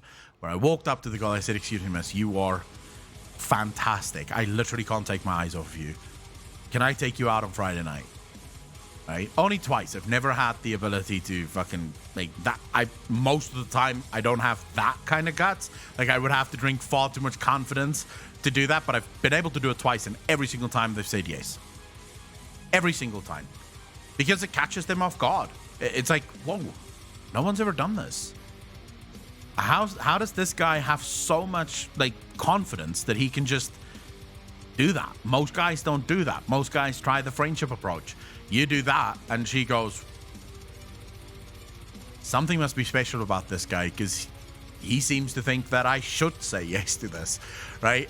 It works, but obviously don't walk up to the girl and go, oh my God, excuse me, miss, I can't wait to undress you. Would you like to go out on Friday? Yes, then she is going to go, hello, police? There's a creep trying to fucking do things to me. Right? You don't do that. You just, you compliment her, and then you ask her out for a date. And if she says no, she says no. Believe me, more girls have said no than girls who have said yes. But that's the problem, or that's the thing with dating, right? It's a numbers game. Out of 100 girls that you ask out, 99 is going to say no to you. You're looking for the one to say yes, right? And that's not the one. It's not the one that you're going to marry. It's just the one that said yes to go on a date. So you have to ask like 500-600 girls out, and eventually you'll get a good amount of girls that will go on dates with you. Bygone days of just bonking the girl on the head with a club and dragging her back to your cave. Asking for dates on first looks means you're just trying to have sex, which is fine. I just don't look for that in first talk. Flying Duke, the first date is almost never about sex. I think that's something you've built in your own mind. The first date is about getting to know each other. Also, I'm not suggesting, and I've never done this, on a first date, I don't come to pick you up. I tell you where we meet, and then we meet there. Right? So you have your own car. You have the ability to leave whenever the fuck you want, because I'm just there to get to know you. But I'd rather get to know you over dinner, right? Where it's not loud music fucking pumping in my ear, or over a cup of coffee, than I'm gonna get to know you by texting you. I fucking loathe texting.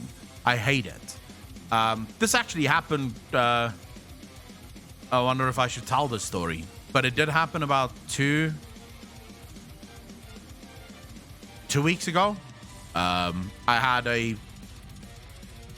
girl who messaged me from the stream, and she was like, oh my God, she asked me some question. I can't remember what it was. What was her opening line? She opened with, I think, thank you for always talking to me. And I'm like, who are you? Because I genuinely didn't know. I didn't recognize the name on Discord at all. And so they told me who they were.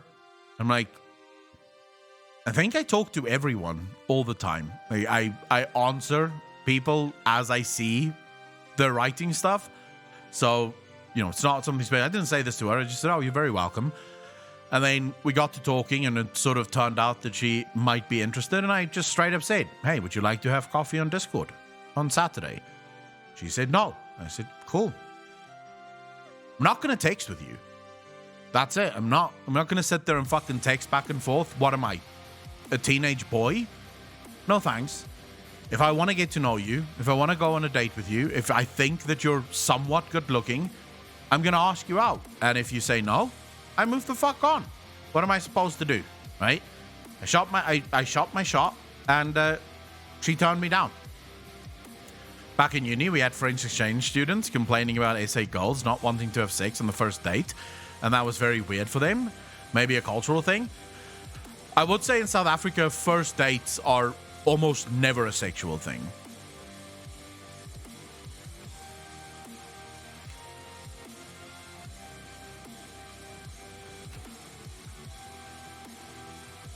Was that beard? Seven Raven? No. No. That was sort of a whole different thing. I believe that was someone who just wanted to do things that I wasn't willing to do. Because that happens quite often. And I don't know if these are guys who's trying to do it. Maybe just guys who are pretending to be girls, or if it's actual girls. But it does happen from time to time where someone will text me with some completely vulgar suggestion of things that they want to do. And it almost always ends with me going, no. Sometimes I'll entertain it for a bit and I'll be like, want to have coffee? And it usually turns out that they don't reply after that, which then just leads me to go, okay, this person wanted something that isn't trustworthy.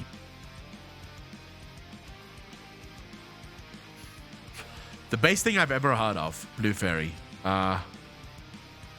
This is genuinely the best story I've ever heard in my life. This is not me. I wish this was me, but this is the best story I've ever heard in my life. The guy met a girl in a bar, right? And he walked up to her. He complimented her. He told her that, oh my God, you are from heaven. You must be an angel. You're so beautiful. And he asked her for her number. And she sort of changed the subject. And they sat there talking for about an hour in the bar. And then she gave him her number. So the next day he phones her up. He sets a date. And she says yes. And so on their first date, she looks at him, right? And like halfway through the date, she tells him, listen here, just so you know, I do not kiss guys on the first date. And he's like, okay, no problem. At the end of the night, he moves in and he kisses her, right? He makes the move, he kisses her. She kisses him back, but then she says, I thought I told you I don't kiss guys on the first date, but kind of cheekily. And he said, well, this is not our first date. I mean, I thank you for the information, but our first date, we spent an hour talking in the bar. This is our second date, and you didn't say that you don't kiss people on your second date. And she just started laughing. Kissed him some more, and things progressed from there. I don't know what they are now, but, that was pretty cool. I was like, holy shit, this man's a god. I'd be terrified of a chick that wanted sex with me, because either she is bat crap crazy or a serial killer and wants to make a coat out of my skin. Lol.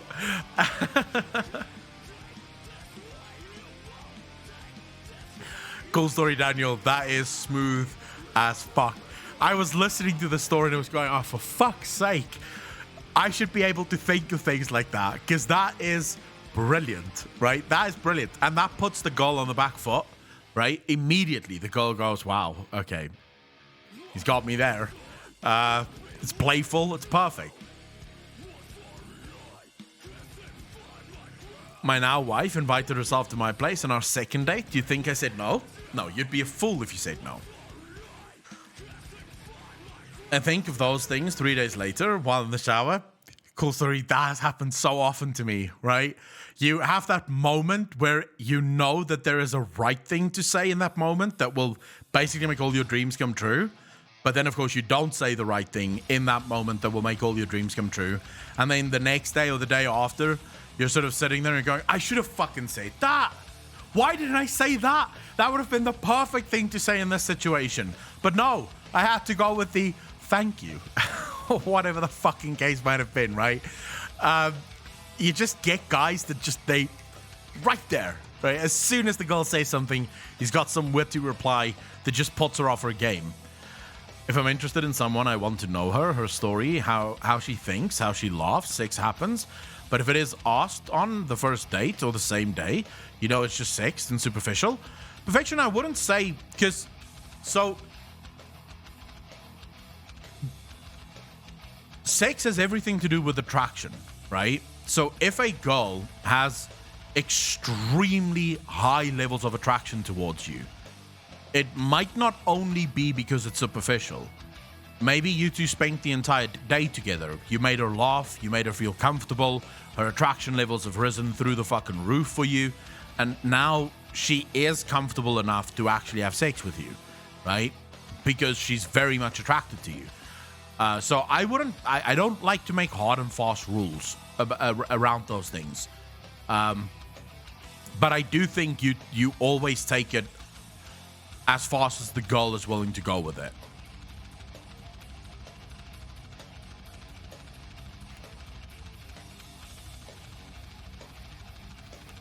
She was in the store shopping and I had to walk up to her and ask her for a date. Nice. That is hard, bro. I've never been able to do that. Like, I can go up to a girl in a bar and ask her out, no problem. But in a shopping mall, like in a store where she's sort of just, you know, going about her business, shopping for stuff, I've never had the guts to walk up to a girl there and go, "Excuse me, miss, you're beautiful. Can I take you out on a date?" Never. That requires too much confidence, and I don't have that level of confidence. Maybe once I have a six-pack, that might change, but for now, at that point, I do not have that confidence. It seems just too fucking heavy. But I guess if you see the person that you know, this is like the person for you, this is your person, maybe then you don't give a fuck where you are, you just go. I don't know.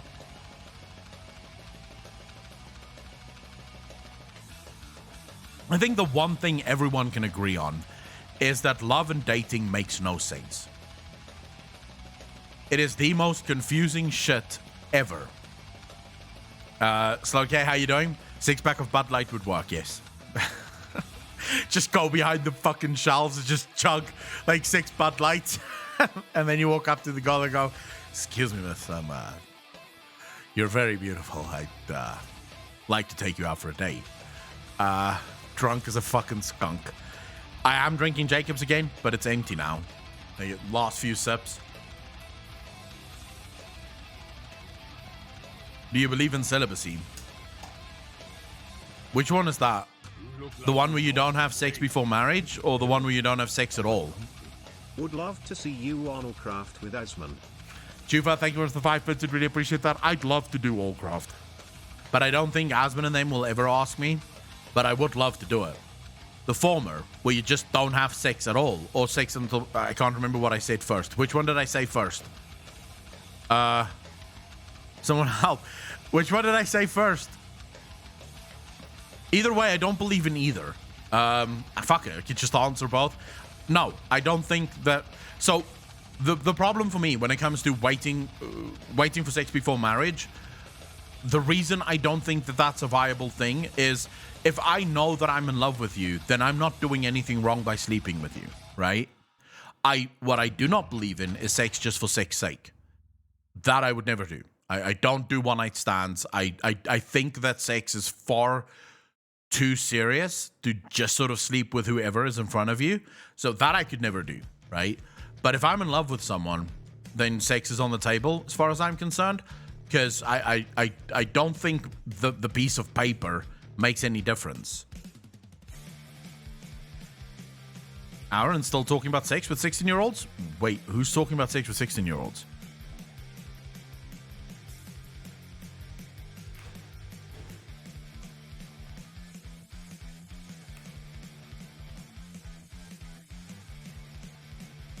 Oh my god, Val Druid, no.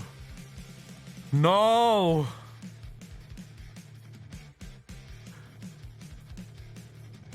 Did you guys read what Val Druid just fucking said there? Oh my god, dude, I feel ashamed for you. Like, I feel the shame. I feel the uncomfortable nature that, or the uncomfortable experience that you should have had there, bro. Oh. God. Oh my god. When you're so fucking stressed and proud, you just don't hear it. Bro, feels right in the feels, man. I feel for you.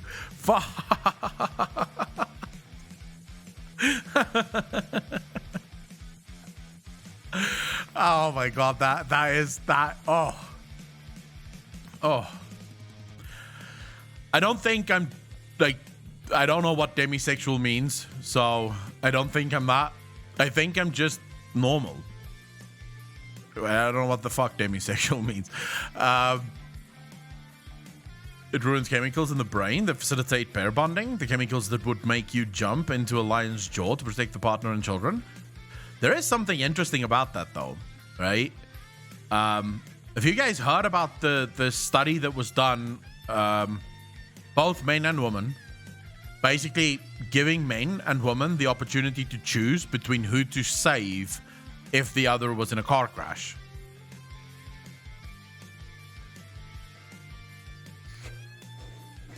Oh, no. If that's what demi means, then I'm almost certainly not demisexual. Because I actually believe that, first of all, I'm very much attracted to a very specific gender. I'm definitely not gay or bisexual. So that could not mean that at all. And also, I think attraction is very, very important. If I'm not attracted to someone, I don't see why I would date them.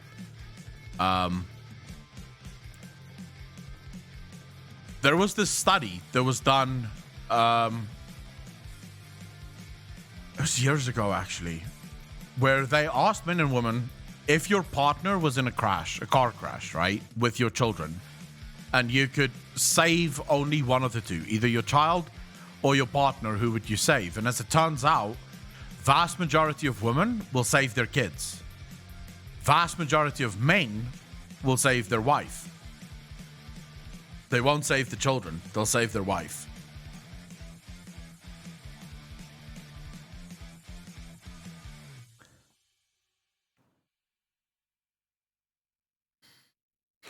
Talik, the problem is that the vast majority of men, women save their children, men save the mother of their children first. Because apparently, biologically speaking, was neither an option. Akon, what do you mean? So you would just save no one? You could probably say that too, but I think you'd be disqualified from the test. I can make another you. I can't make another mom of you. That's apparently why men save their wife. Is because they can always have another child with their wife. But if they lose their wife, they cannot make another child. Like, that's it. So apparently that's why men choose their wife over their children. Although I think that study is unreasonable, because I think right after you've saved your wife and let your children die, your wife divorces you, so you're not making any more children anyways. That's just what I think would happen.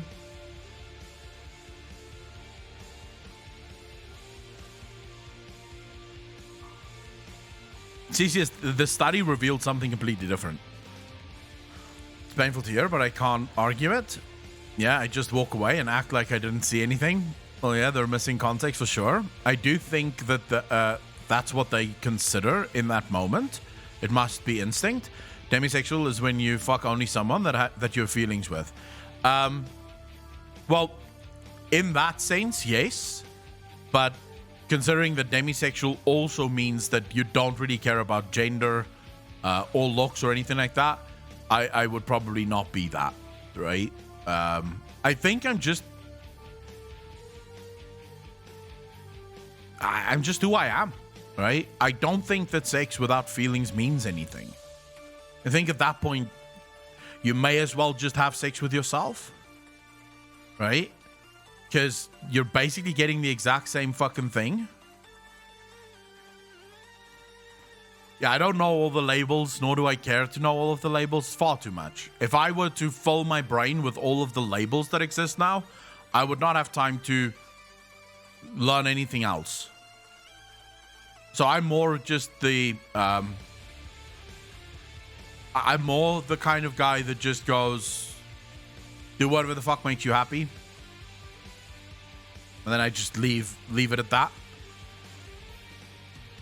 Or label something that normally separates humans being further. I think labels are not really helpful. I am slightly into League of Legends lore, yes.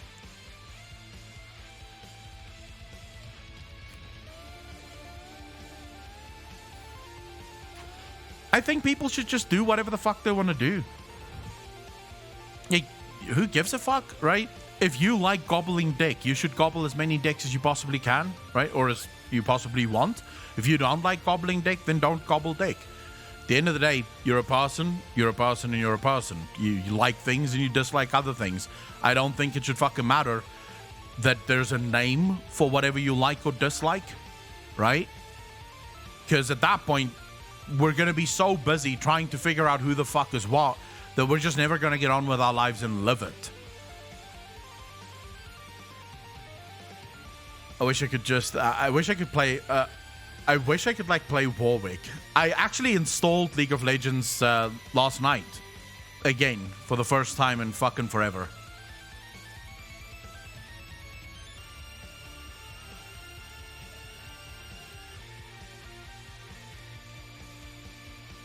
Nice, Talik. Every time you say gobbling dick catches me off guard and I die laughing. Damn you, Akalon. What else am I supposed to call it? Some people like gobbling dick, and that's fine. I personally would throw the fuck up. Riot is currently working. I know. Riot is currently working on it. I'm looking forward to that. I am very much looking forward to that. I think the Riot MMO is going to be off the fucking hook.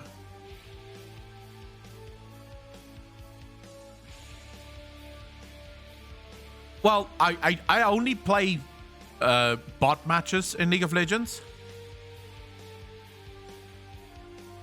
I like playing against the bots because my favorite thing in League of Legends is seeing how high I can farm, right?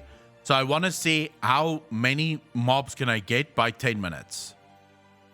Like, what's my mob count going to be or my creep count going to be by 10 minutes? I'm chasing that 120 mark, like the 120 creeps at 10 minutes, which is harder than you might think. You can't just fucking kill the sort of creeps in your lane. You have to actually roam a bit, steal other creeps from other places. No, I used to play a fuck ton of rank. Like, I used to play rank, like, religiously. I just no longer do. I think... So, I also watch League of Legends competitively, right? So, I watch the LEC every single week. Not this week, because there's no LEC this week. It's the playoffs is happening next week. So, next week we have the quarterfinals, and then we have the semifinals, and then we have the finals after that. And then we have Worlds at the end of the year, which is going to be absolutely insane. Can't wait for Worlds. But those guys farm like crazy.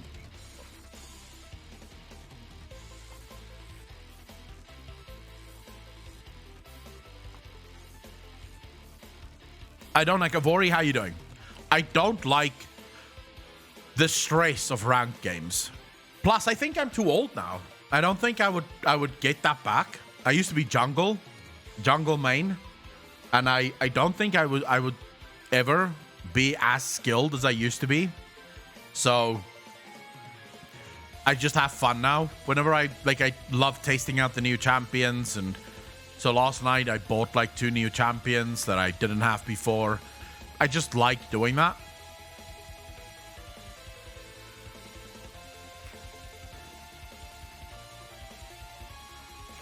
Blue Fairy, thank you much for hanging out. Really appreciate it. Take care of yourself. Aurelia is good. I played Jace last night. I've had Jace forever, but for some reason I was just in the mood for a nice Jace game. So what I do is I pick... So my way of playing the game is I pick my champ, right? Then I have I usually take like 3 bots on my side at like beginner level. And then I take 5 bots on the other side at intermediate, like the highest level that you can make the bots there. then I try to play that game. So I try my best to win the game against 5 people, right? Or 5 bots, rather. But I am looking forward to their MMO.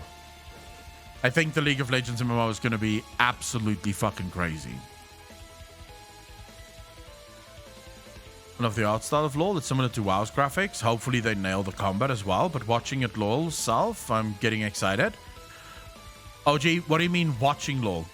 Have you ever played Monkey Island? No. I don't even know what that is. What's Monkey Island?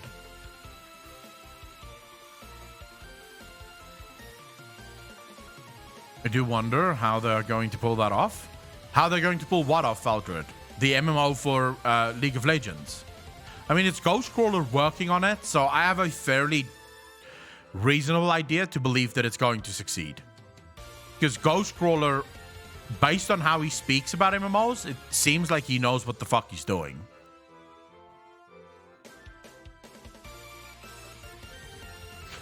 And the lore of League of Legends is insane.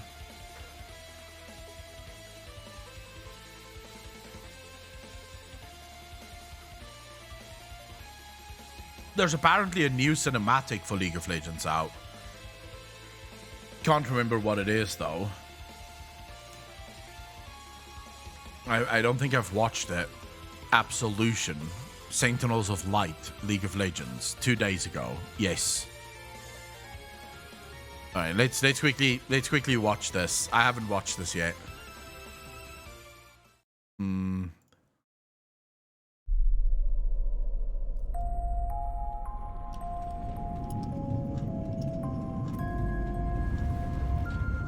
All this in the name of love. All the sacrifices that were made. All the lives forever tainted.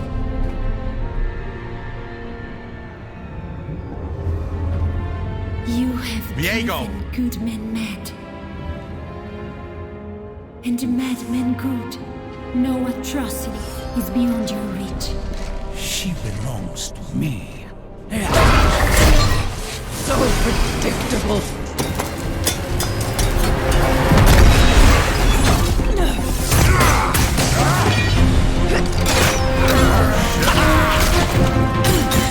Gwen, now!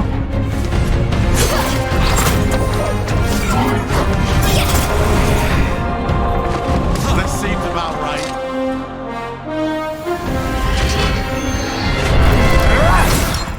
No! Love is not easily dissuaded. Get wrecked, son.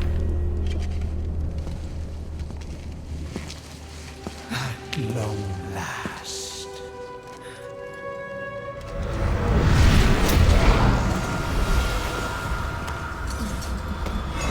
Senna? No! Senna! Show them no pity. What the fuck is this? Parasite. Oh, shit! Don't nobody here own a shirt? Well, I didn't mean you.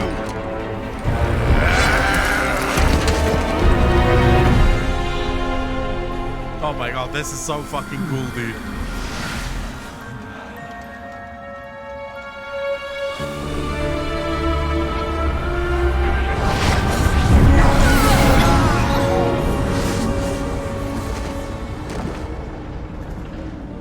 Viego, your black and broken heart has destroyed everything. You turned our season of love into an eternity of bitterness and madness. All this death, all this ruination. The poor guy. And for what? This obsession?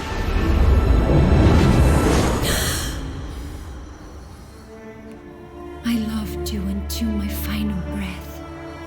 Why wasn't that enough? Our tragedy should have died with me. This is actually sad. Let me rest.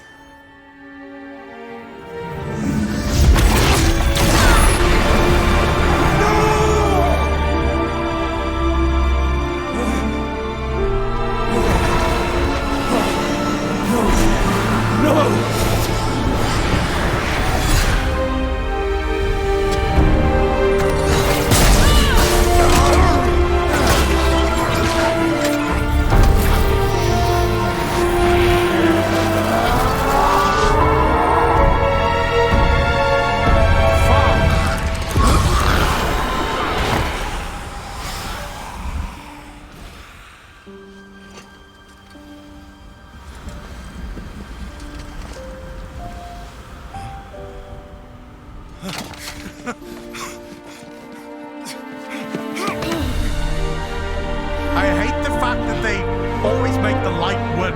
Like, fuck me, man.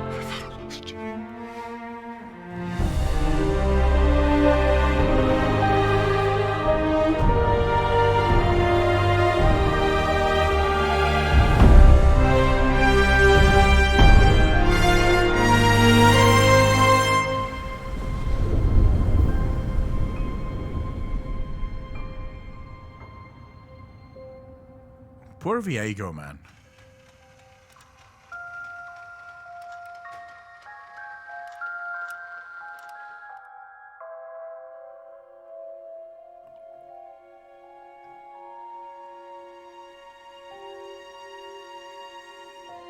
He is overpowered, though, in League. Like, he is fucking stupidly overpowered.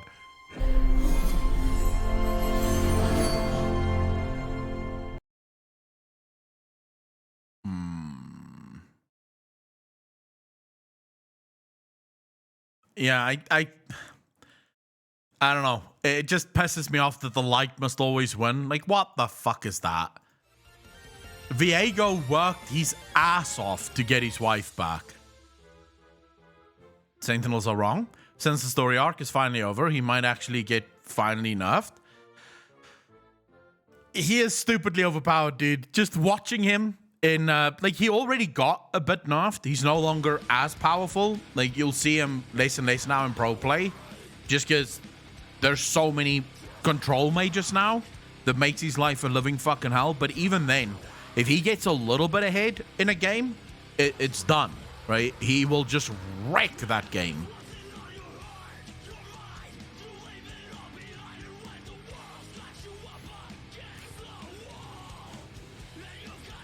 If this was an MMO, it would be hella nice. They're making the MMO. Swoops. Riot's been working on the MMO for a while now. So the truth is, it's coming. The MMO is coming. And I think this MMO is going to be off the fucking hook. I don't know when, Seven Raven. I have no idea when this game is going to launch. They've not even given us a sneak peek at the MMO, but I do think that they're going it the right way. I mean, the anime for League of Legends is launching probably within the next, I think, in this year still. The first episode or the first season for the League of Legends MMO anime is coming out, which means that JC, how you doing, bro? Which means that the story is going to be well known by the time the MMO comes out. I believe they're also working on an RPG for League of Legends, like the Riot universe.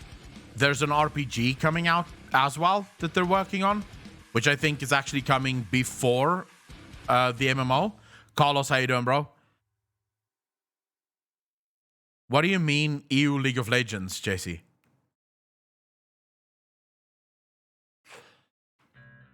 I would play the shit out of that. I think very few people understand just how deep the story for League of Legends goes.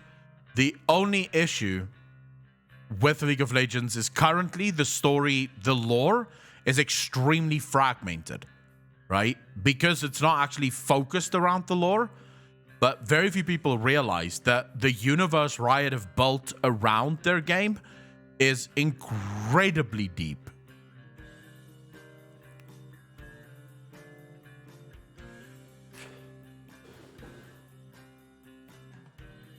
It is still, it is good lore. It's just too, it's too fragmented. They're gonna need an RPG and then the MMO to really tie it all together.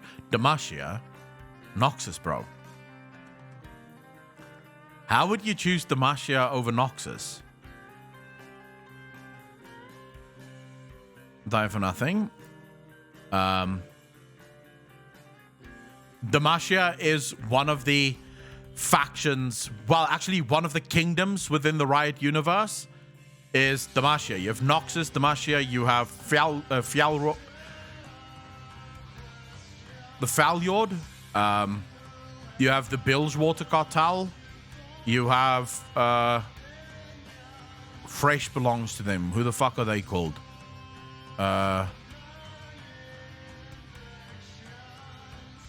You have Ionia, but Thresh belongs to who? Oh my god, the Nightmare people. But they have Zon. That's the one. I think that's the one. Yeah, he comes from the Shadow Isles, but I think his people is called the. I think it's the Zuan, but it might be something else. So you have these different kingdoms. That's the League of Legends lore. Is these different kingdoms. Shurima is another one. And all of these kingdoms basically fight for control of, like, they're constantly at war with one another. Some of them aren't at war as much as the others, like Falyord, for example, I think, and Demacia aren't really at war with each other. They have been in the past, but I don't think they are anymore. Noxus is pretty much at war with everyone. So Noxus is war, like, from start to finish. The Noxus is also one of those places that only the strongest survive. Everyone else gets enslaved. So if you're not a strong fighter, you're a slave in Noxus. And Noxus wishes to conquer the whole world. That's basically what Noxus does. A new Jason Schreier article about Blizzard have just released. Are you serious? Shit. Okay.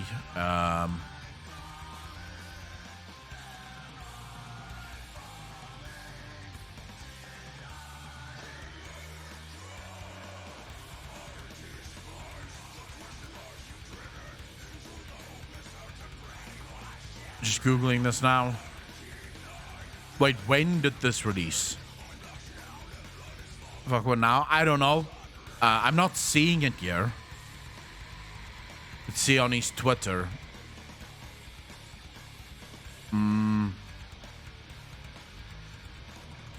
New, an in-depth look at Blizzard's sexist culture based on interviews with more than 50 current and former employees, how the company fostered sexual harassment, untouchable rock stars, and blatant discrimination, and a truly wild opening anecdote. Do you guys want to go through this?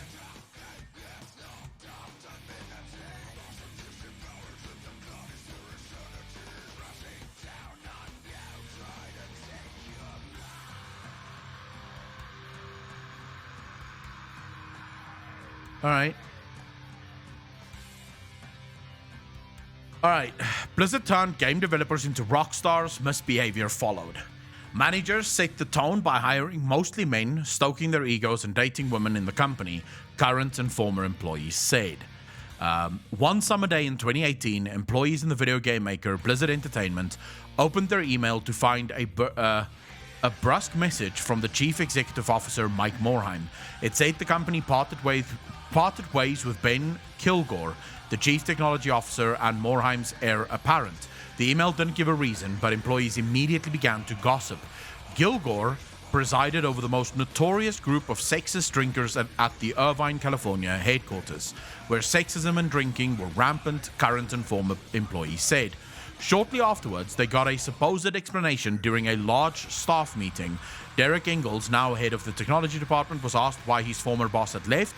Ingalls told a brief story that concluded with a strange piece of advice. Don't sleep with your assistant. But if you're going to sleep with your assistant, don't stop. Yep. That might cause problems. It's why I genuinely believe that do not sleep with anyone in the workplace ever, because you never know when things are going to go wrong. But also, I don't think that's the only thing this guy did. If it was only that he was dating his assistant and then he stopped dating his assistant, so his assistant got angry, that would not be cause for firing, right? Because sure, this is just a burnt ex. I think he did more than just that. I think he did far more than just that. And then when he finally broke up with her, that's when all the bullshit came out about what he did. Because I don't see, like, you shouldn't have in-house relationships to begin with. But also, this is a horrible way of fucking framing it. Just to be clear. 5 people who attended the meeting, which hasn't been previously reported, recounted versions of that story in interviews with Bloomberg. Also in the room that day was a representative from Human Resources who stood silently by, they said. Ingalls' comment led to a barrage of speculation surrounding Kilgore's departure that Bloomberg has not been able to verify. Regardless, a former Blizzard assistant said this sort of locker room banter was sexist and damaging to the careers of assistants and other women at the company. I do agree with them. I largely agree with them. I think if you're going to say things like this, because what he's basically saying here is the guy did nothing wrong, right? It's the girl that he stopped sleeping with that did the wrong thing, right? Like, she was the one in the wrong. The guy did nothing wrong. I agree with his first part. Don't sleep with your assistant. That is good advice. But then he had to go fuck it up with his second line, which is not good advice.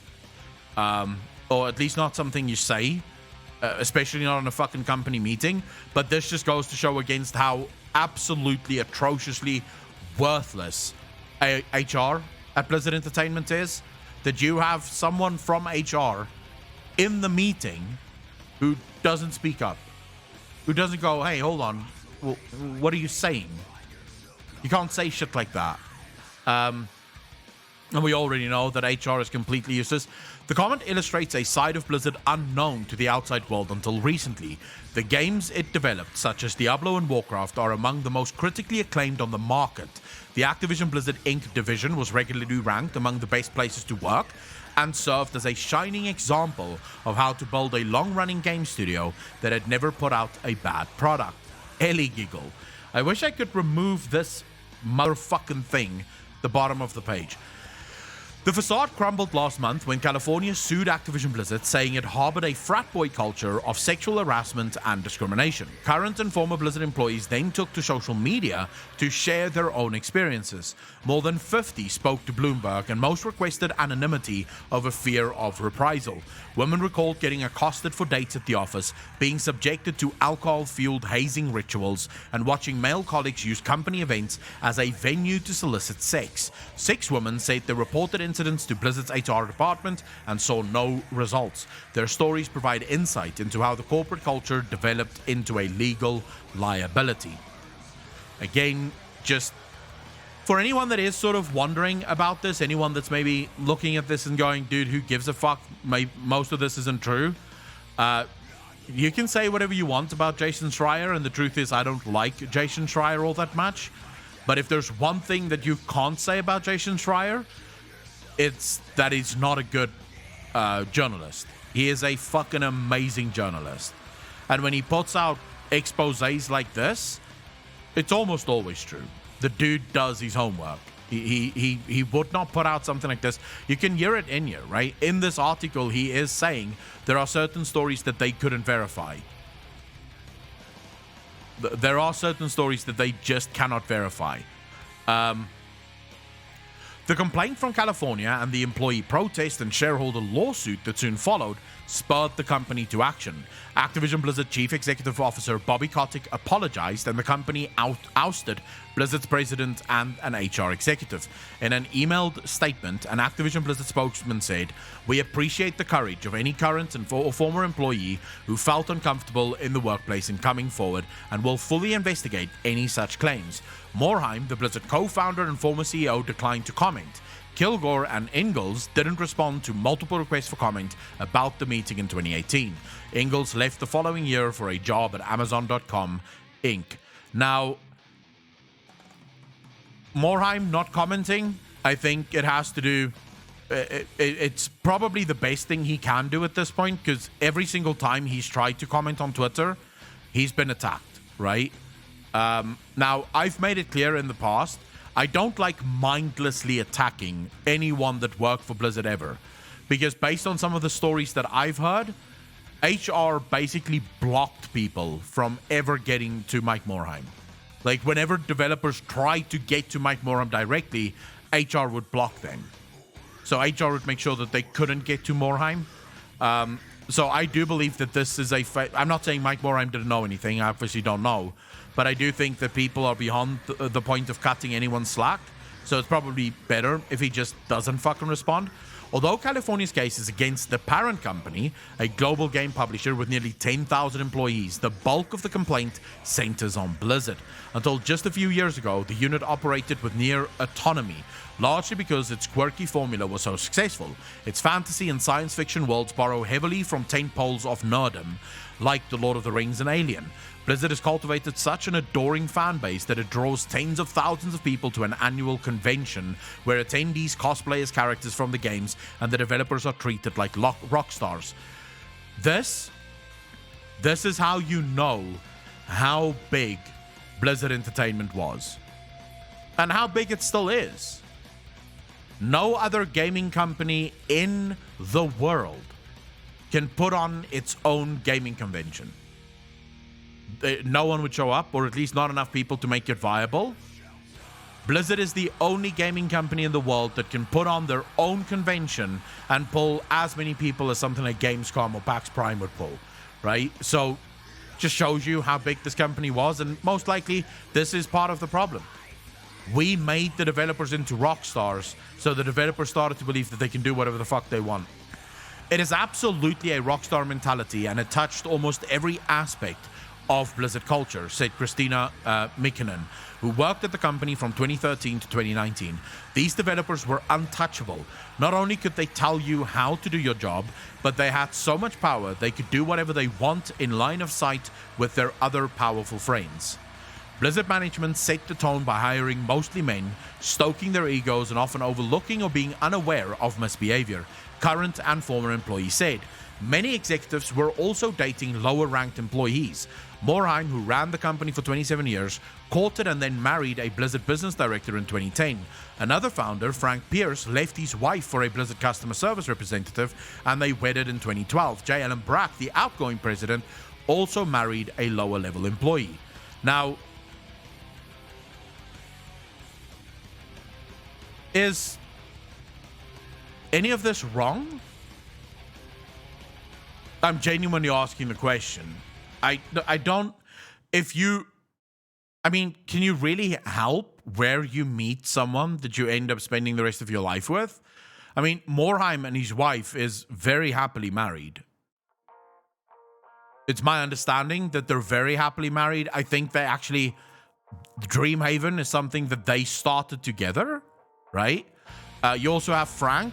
Now, Frank left his wife for a Blizzard customer service representative. Again, they got married in 2012. So again, I don't necessarily think this is a bad thing, right? Where possible, you should probably not sleep with lower ranking employees. But I think at the same time, if you're... you can't always help where you meet someone, right?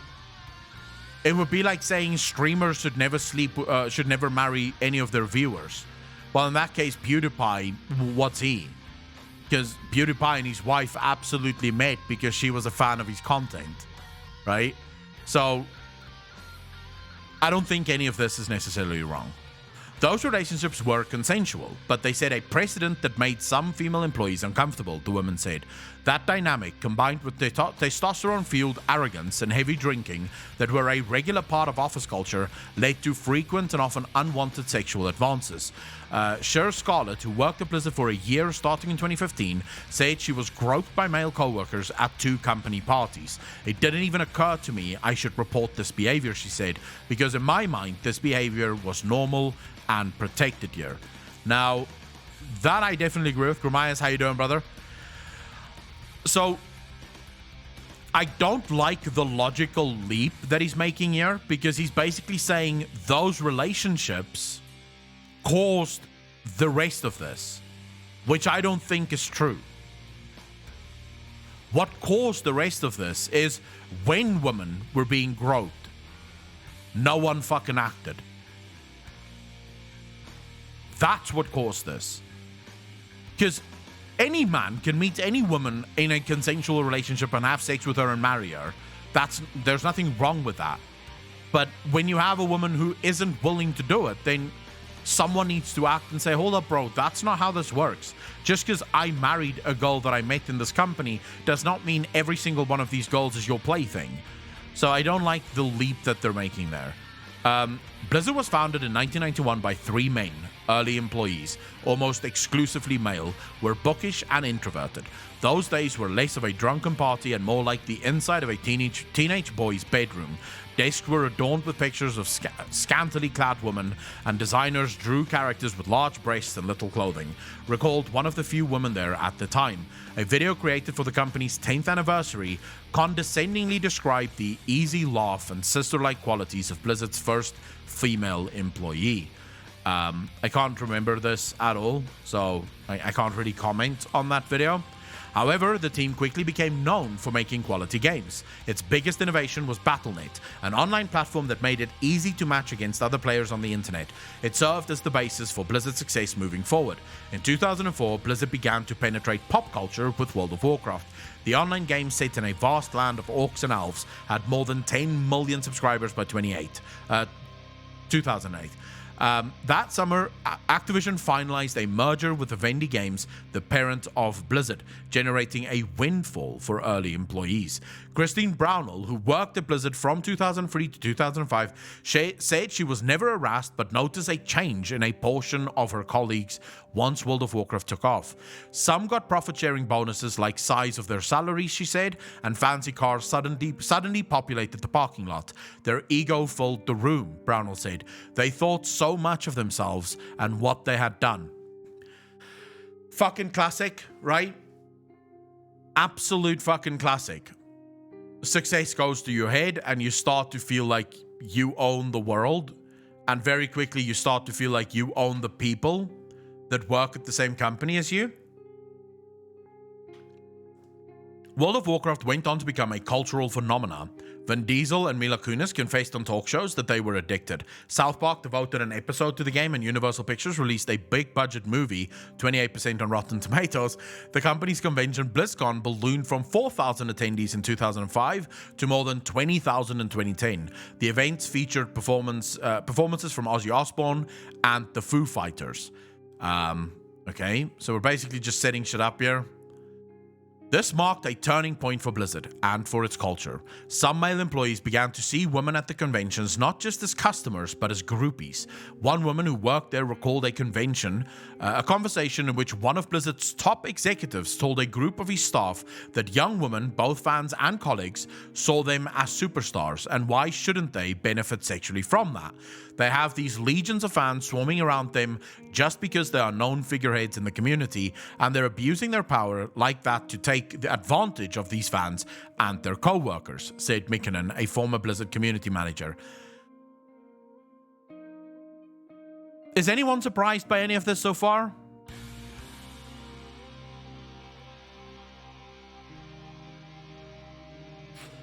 Yeah, this is literally a case of I earned the success that I got, and therefore, surely, I also deserve girls throwing themselves at me, right? It's not surprising. This is why you have things like an HR department. This is why you have things like corporate systems in place that ensure that none of your fucked up employees start feeling like they can do whatever the fuck they want. Apocalypse, the issue that I have was with the phrasing. They have these legions of fans swarming around them just because they're known figureheads in the community, and they're abusing their power like they take advantage of these fans and their co-workers. His phrasing here, right, is that why shouldn't we be rewarded with sex.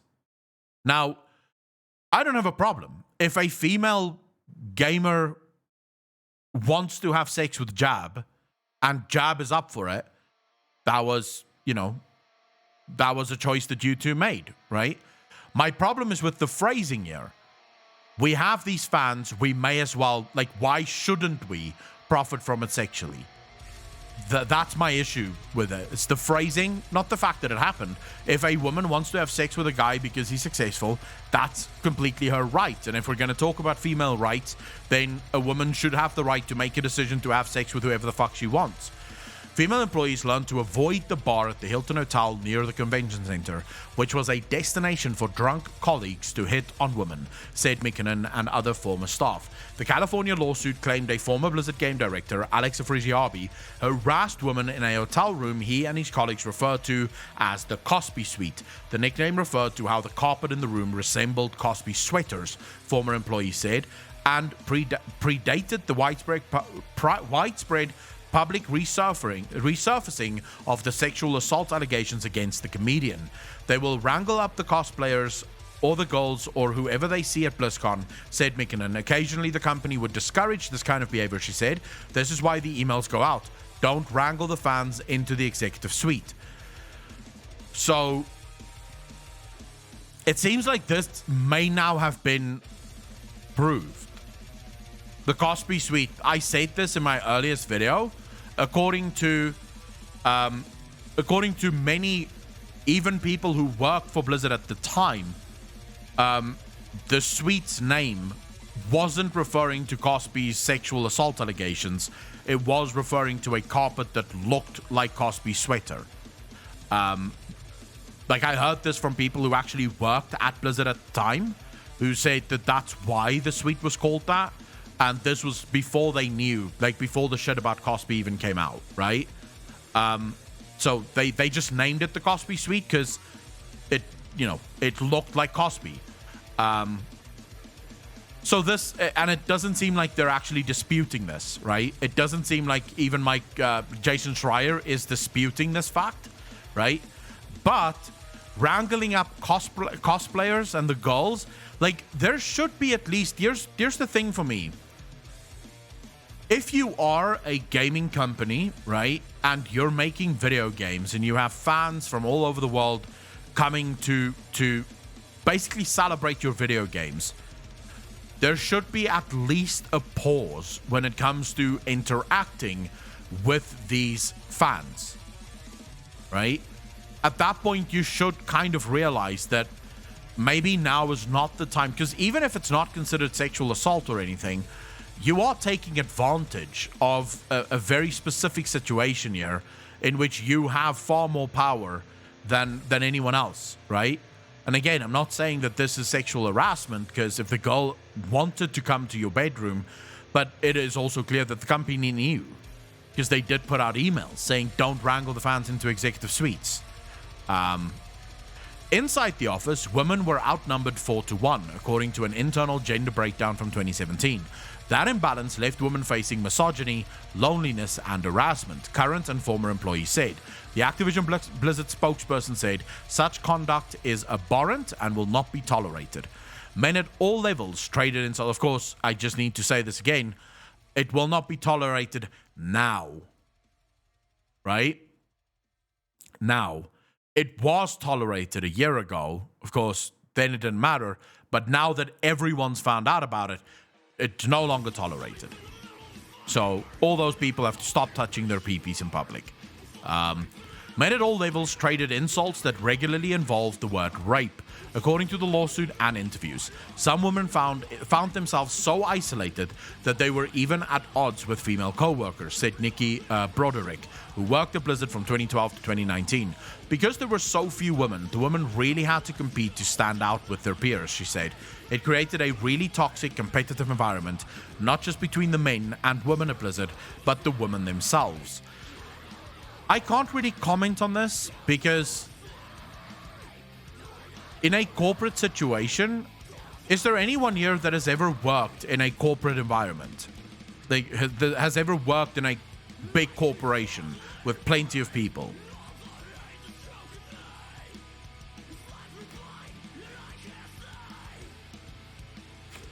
corporate environments are cutthroat. It is a dog-eat-dog world. And it's not just women who turn on women. It's not just men who turn... Everyone turns on everyone. In the corporate environment, it's, the survival of the fittest. If you do not stick a knife in other people's backs, you're not going to get ahead, right? Everyone is out for themselves. That is the environment that have led to the most success, sadly. Don't know all the time in corporations. Chaos Tattoo, I have quite a few female friends who have said the exact same thing. I actually have one female friend who's a lawyer at a company that employs only women, and apparently it's one of the most toxic places she's ever worked at, because everyone is sticking everyone else literally in the back as soon as they can, like for any reason. So to my mind, it's more just a case of this is how you get ahead. So I can't really comment on this specific part.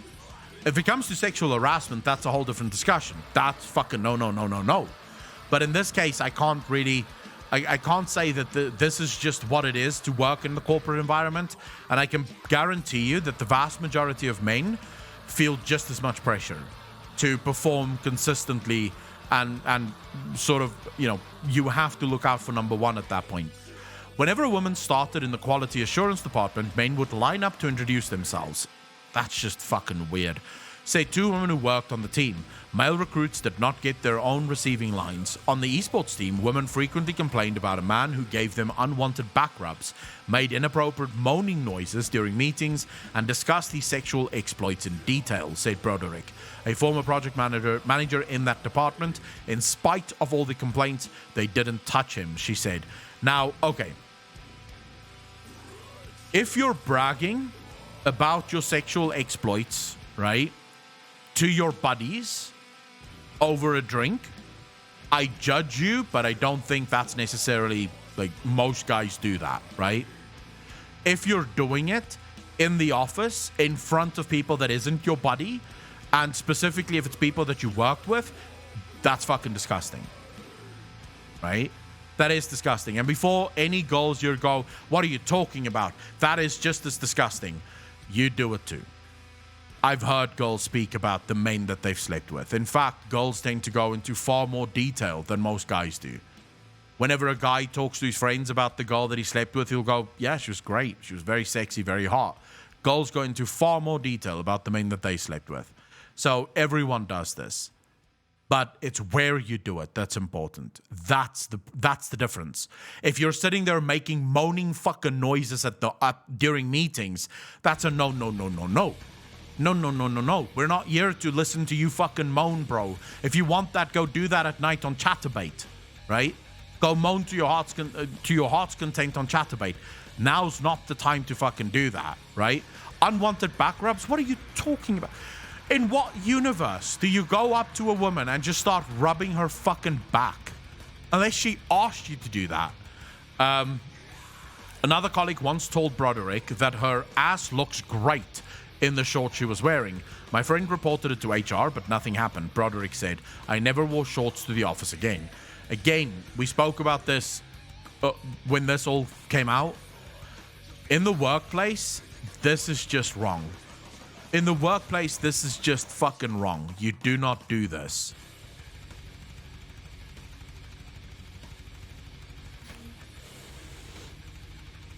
You don't say that to a woman that you're working with, right?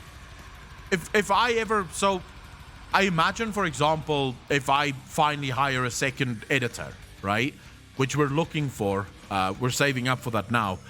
But imagine that was a girl, right? The relationship that I would have with that girl is one that would be purely professional. Like, this is what I want. This is what I want you to edit. This is how it needs to be done.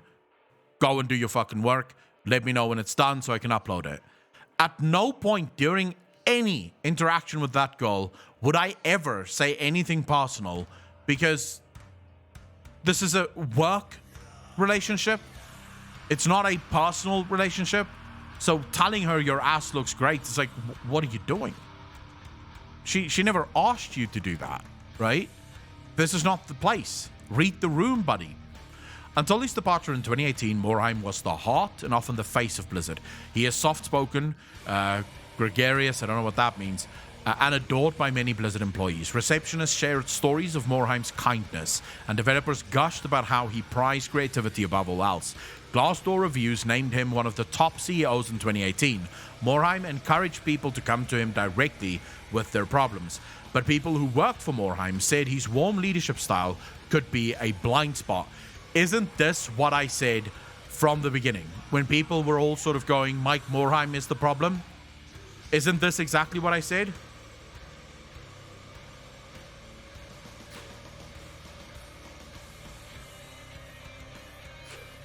I'm not forgiving him, but it is the fact that he was so kind to everyone meant that certain people felt it was their job to protect him, felt that it was their job to not oust him.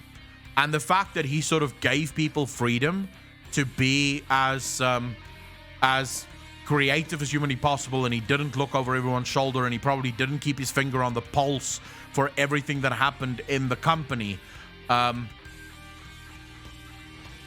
This is what happens. So it is a failure on Mike Morhaime's part, but I do not believe that he was ever a part of this. Some said he was shielded from the misbehavior, or that he gave offenders the benefit of the doubt, extended them too many chances, or let them walk over him.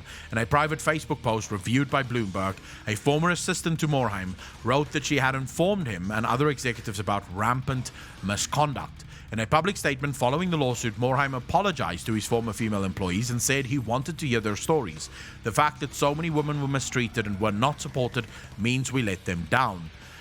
Many of the most grotesque descriptions of misconduct in California's lawsuit were about Blizzard's technology department, current and former employees said.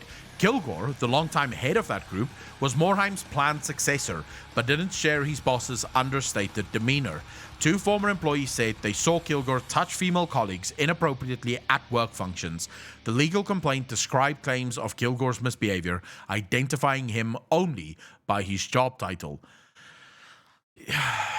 It's sickening to fucking read all of this, dude. Technology staff sometimes got drunk during work hours or showed up. That's why our servers are so fucking shit. Because these cunts are drunk half the time. Rather than actually fixing the servers, they're getting drunk off their fucking heads and then putting out broken technology code that makes the servers break whenever two people is in the same fucking zone. They vomited in trash cans and held after-work hazing rituals where new recruits were expected to take shots of liquor every half hour. Former employees recalled. Finally, in 2019, Blizzard enacted a 2-drink maximum at after-work functions to stave off some of the problems and cut down on drunk driving. The Me Too movement arrived late to the video game business, but it has had a profound impact over the last year. Tencent Holdings Limited, Riot Games, is facing 2 high-profile lawsuits, and Ubisoft Entertainment SA ousted 3 senior executives in a far-reaching scandal last year. Riot has said a company-commissioned investigation found that its CEO didn't sexually harass or discriminate. Ubisoft has acknowledged its issues and vowed to make major changes. Blizzard's crisis is unique because of its stature in the industry. Your monthly limit of free content is about to expire? Apocalypse, what do you mean?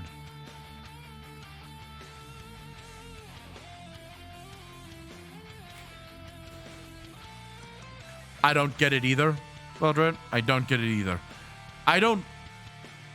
Yeah, I'm not acting on this shit. I don't know how to make this go away. The Blizzard name for decades was associated with quality. Morhaime gleefully pushed back game deadlines, repeatedly frustrating investors but inevitably producing hit after hit, which continued over the last decade with Hearthstone and Overwatch. Working there was a dream job, embodied in the employee line, Bleed Blizzard Blue. It was common for game developers to make sacrifices just to get there. When you're someone who works at a company like Blizzard, it's almost like you ignore everything that's happening because you want to be there so badly, says Scarlett, the former employee. You stop seeing things that are bad as bad. Many former Blizzard staff said they took pay cuts in exchange for the prestige. Some sardonically referred to it as the Blizzard tax. One woman said that to save money, her lunch sometimes consisted only of Nestle hot chocolate packets. That's a luxury. Drink coffee instead. This boiled over a year ago. When Bloomberg reported on an employee uprising and a letter to Blizzard's president seeking better pay. None of their requests were addressed, employees said. The salary gap was even more pronounced for women. According to interviews and legal complaint, 7 women who worked at Blizzard said that they made less than male colleagues with similar experience.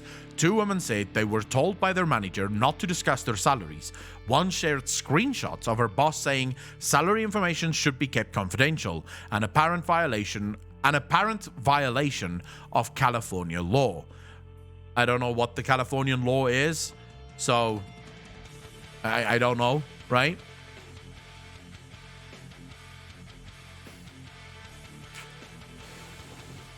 Activision Blizzard said it strives to pay all employees equitably with equal work, and that it has had higher promotion rates for women than men. The company doubled the number of women in game development leadership roles since 2016, the spokesman said. Nazi Ferris, who worked at the company's Netherlands office from 2018 until this year, said the gender pay disparity was a point of contention for Blizzard employees around the globe. Lots of my colleagues were really annoyed, he said. Still, many women said they were willing to put up with the problems at Blizzard because they loved the products, many of their co-workers, and even some aspects of the company's culture. But in the last 4 years, that confidence has shaken. With Blizzard's revenue sliding, Kotick and his deputies have taken a more active role in Blizzard's operations. Bloomberg reported last month the incursion intensified after Morhaim's exit in 2018. And I think we can all agree, once Morhaim fucked off other company, the game is just no longer the same, right?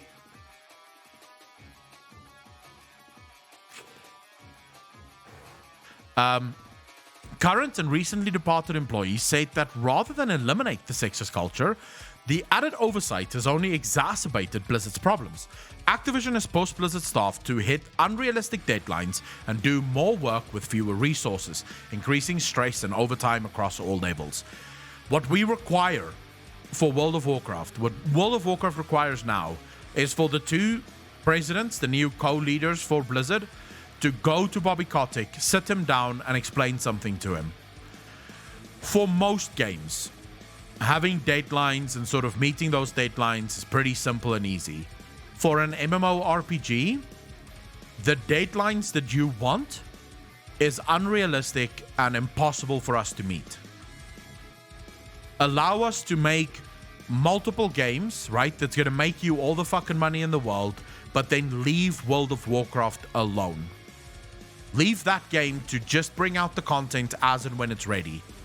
We'll make the mobile games that's going to bring in a shit ton of money for you, right? We're going to make the mobile games for you. And we're going to bring out more single-player games and smaller games. And we're going to make sure that you make billions upon billions of dollars out of those games. But leave World of Warcraft alone. Just let it go. Please, just fucking let it go. A byproduct of these changes was the release last year of Blizzard's first bad game. I would say, excuse me? Blizzard's first bad game? Did you forget about Warlords of Draenor? Did you forget about BFA? Blizzard's first bad game, Warcraft 3 Reforged. It was the result of mismanagement and financial pressures from Activision. According to people who worked on the game, developers on the project wrote in an internal post-mortem review by Bloomberg that they were suffering from exhaustion, anxiety, depression, and more, mirroring some of the stories and complaints that followed in the lawsuit.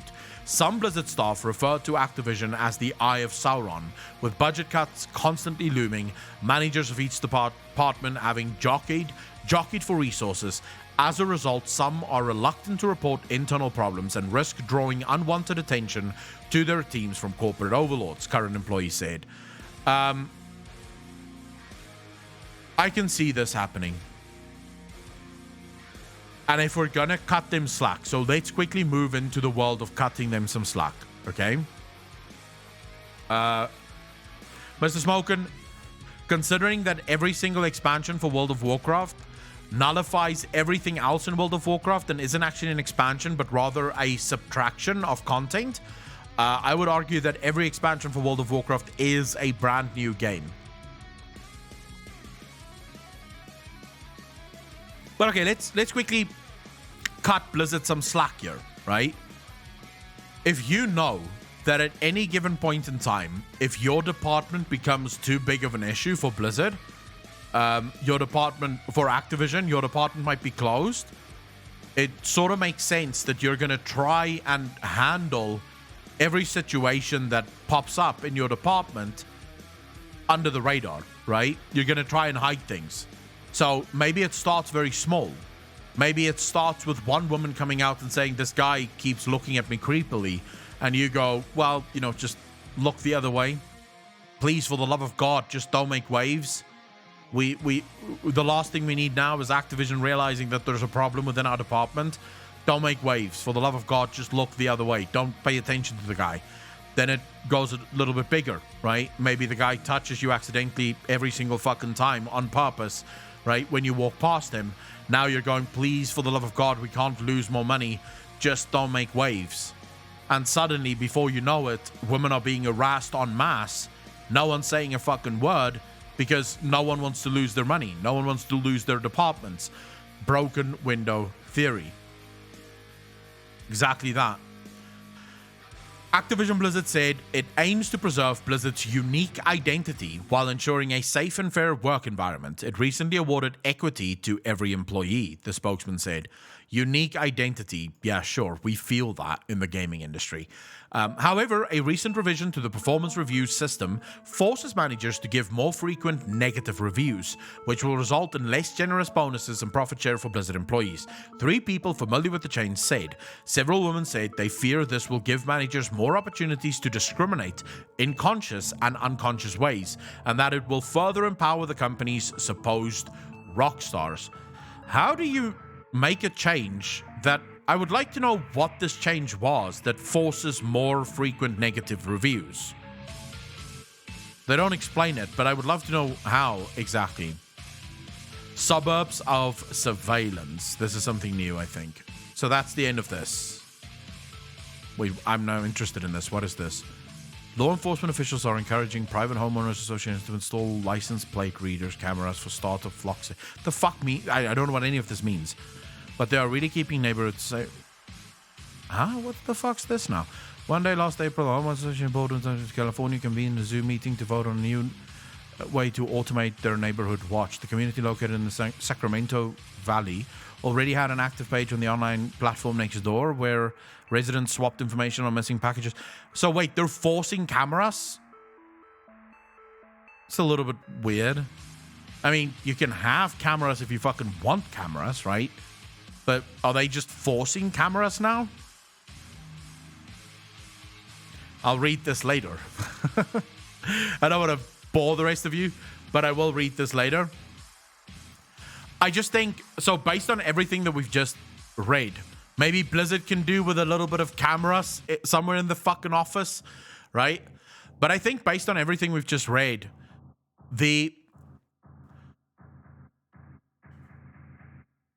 this is a perfect storm, and I'm cutting them a lot of slack, just to be very clear here. I'm not saying that any of this is true. I'm just reading what this article states.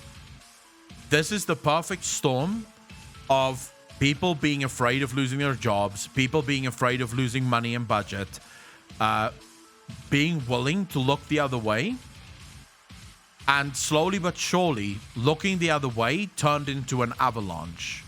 Something that eventually could not be ignored. And you hear it throughout this article. Women who worked there, who had things happen to them, who didn't speak out because they didn't think it was as bad and they didn't want to lose their job. And so they decided not to speak out. And some of them didn't even realize that the things that had happened to them was bad until much later in their lives. This is the perfect example of basically there's a little bit of blame with everyone. Because everyone allowed this to go on for so long that by the time it became a problem to the point where people realized that it should be fixed, the problem was so big and so widespread that it's almost unfixable at that point, right? You get to a point where you can just no longer fix it. Now, the only hope that I have throughout all of this is that what Mr. Noodle said there, that Blizzard emerges from this stronger than ever before. That's the dream, right? Hopefully Blizzard emerges from this stronger than ever before. Will they? I don't know. Yeah, the snowball literally did turn into an avalanche.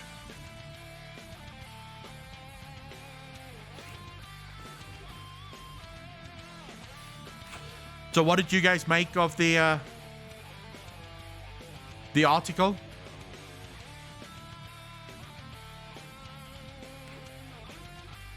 Hey Tilo, how you doing, brother?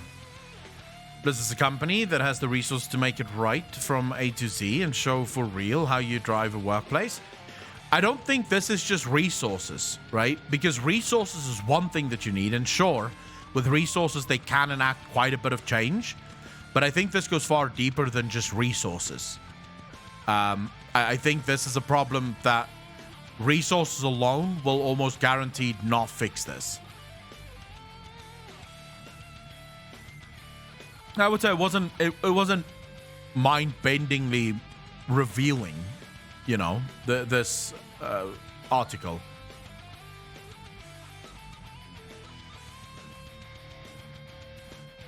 Can't wait for another Young Yeah video of unquestioned regurgitation of Strider's work. Two options: either Blizzard falls apart or it wakes up and squares itself away. I think they will wake up. The problem is, will they realize what's important? That's the question. Will Activision, actually not even will Blizzard, will Activision realize what is important here? That's my question. I don't think Activision realizes that they are at fault when it comes to half of this shit. I think Activision... The problem is that Activision wants to run a game company as a corporation, which is not how game companies work. Or Blizzard, how would you feel? At this point, I would actually like it, because Phil Spencer from Microsoft, I told you guys this yesterday, I think. He does not interfere with game companies. He gives them a budget and he says, just make whatever game you want. Doesn't matter. You don't have a deadline. We're not going to tell you when to release the game. Make whatever fucking game you want. When it's ready, and we'll put it on the Game Pass. Done. So right now, I would actually love if Microsoft bought Blizzard, but I would actually prefer if Blizzard went alone. Because Phil Spencer is not always going to be the CEO of Microsoft, right?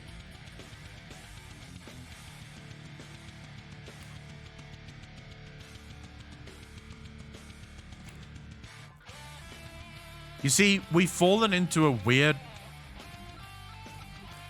place with shareholders where much of the companies that we have these days do not seem to realize that good business is keeping your customers happy first. Because if your customers are happy, your investors will automatically be happy too, right? The other leader, what is her agenda? Yuvalal, what do you mean? The other leader. New heads prove their worth.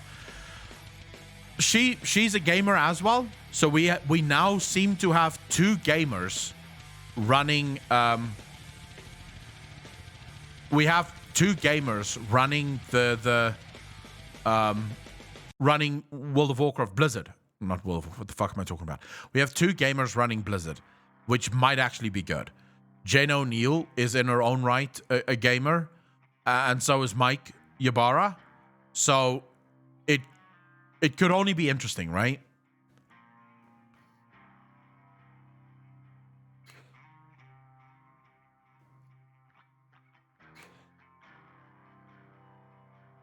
Gamers, leaders don't matter if you have no time to make a good expansion. But this is exactly where a leader goes to Bobby Kotick and explains, this is what I would do. If you asked me what I would do if I am if they made me the president of Blizzard Entertainment tomorrow, right? So they came to me and they said, Akalon, we love your YouTube content. Lul, we want you to be the new president for Blizzard Entertainment. I'd be like, okay. First things first, let's take a look at all of our systems. I want far more transparency between departments. That would be my first thing. I would take away many of the departments, merge them with other departments so that we get far more cross-pollination between departments than what is now. The next thing I would do is I would walk straight to Bobby Kotick's office and I would say, okay, Bobby, dude, listen fucking closely. When it comes to Overwatch, we can give you a new map once every 6 months. We can give you a new champion once a month even, right? If that's what you require, we can do that. How do I know we can do that? Because Riot can do that. There's a new champion almost every month within League of Legends, right? So you can make new champions considering it's just pew champions with one ability. You can make new champions every month, no problem. We can ramp up production on Overwatch, no issues. We can ramp up production around smaller projects as well. So I'm gonna give you I'm gonna give you Warcraft 4. I'm gonna put a team together and we're gonna make Warcraft 4. We're gonna make it for mobile, for consoles, and for PC. That way we know we're gonna make a cunt ton of money off of Warcraft 4. We're even gonna go for a StarCraft 3. We're gonna do it mobile, console, and PC. We're then gonna bring out a bunch of different smaller games set in all of our different IPs. So for StarCraft, for Warcraft, for all of these games, we're going to do smaller IPs that work with smaller teams, 5-10 people working on a game. These games will come out every single year. We're going to make you money. But there's 2 games that I need you to be hands-off with. Do not push us for deadlines. Do not push us to bring out these games as quickly as humanly possible. This is Diablo, and this is World of Warcraft. These games cannot be rushed. If you rush them, they will die. They've been dying. Give us time, make sure that we have the perfect game, and then we release it when it's ready. Let's make all these other games for you, right? That's going to make you the money and going to make the investors happy, but then leave these 2 games so that we can make them right? That would be my first order of business as the president of Blizzard Entertainment. From there, I would basically fire every single one of the department leads because they're all fucking useless. Not all of them. There's some that I would keep. Terran Gregory, for example, 100% keep. That guy's a genius when it comes to cinematics and in-game cinematics, and I'm gonna need him for the new direction that I want to take World of Warcraft in. So Terran can stay. Most of the other heads of departments can literally just fuck right off, right? Because I don't think they're good at what they do at all. They mess most of the shit up. Then I would change the culture of Blizzard Entertainment and World of Warcraft entirely. Right now, the way World of Warcraft works is that the department heads go into an office. They come up with a new expansion idea. They come up with all the systems and rewards that they want in the expansion, and they then give that to all of the departments. I will change it entirely. I would say every department must come up with their own ideas. So if you're the systems department, come up with a cool system that you think could really work. If you're the story department, you come up with the fucking next expansion idea. You are, after all, the people writing the story. So you give us the next expansion idea, right? The quest department, go nuts. Make the quest for the next game. If you're the art department, go nuts. Show us what you can do. Here's your freedom. You have freedom to design whatever the fuck you want. And you know what? If you're in the art department and you have some incredible art for a specific system that you think could work, go to the systems department and tell them, hey guys, I have this art, right? But it doesn't fit in the leveling or anywhere else. Can you guys think of a system that could be really good for this artwork, right? These mobs and things that we've designed here, start working together. This is gonna have to be a team fucking thing. I would probably also fire like half the developers, right? Because it's too much. There's too many people, too many fucking cooks in the kitchen. get that group nice and tight and make sure that you can push out content at a reasonable in a reasonable time frame, but at a very high quality. That would be what I would do if I was the president of Blizzard Entertainment. And I think I would make a good fucking game. I know no one asked, but that's what I would do. Bobby, phone me. I probably wouldn't take the job, but I would give you some fucking pointers. I'd love to see their code. I hope Overwatch will make Battlefront version of the game. I would have made you write the apology from Blizzard.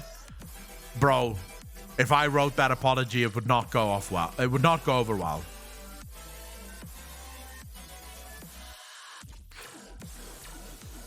If I were to write the apology from Blizzard, I would say, okay, ladies and gentlemen, we fucked up. We housed some terrible people who couldn't keep their peepees in their pants, and I am so fucking sorry. I am so sorry. We'll be better. And then I would go to every single victim that can be verified, and I would say, right, I can't take away the fact that you were mistreated. There's nothing I can do about that, right? But here's $1 million. I'm sorry. Sorry for everything that happened. I know this doesn't fix the shit that happened, but rather than give this crap to the state of California, I'll give this to you, right? Here's the fine that we would have paid to the state of California. We're giving it to you.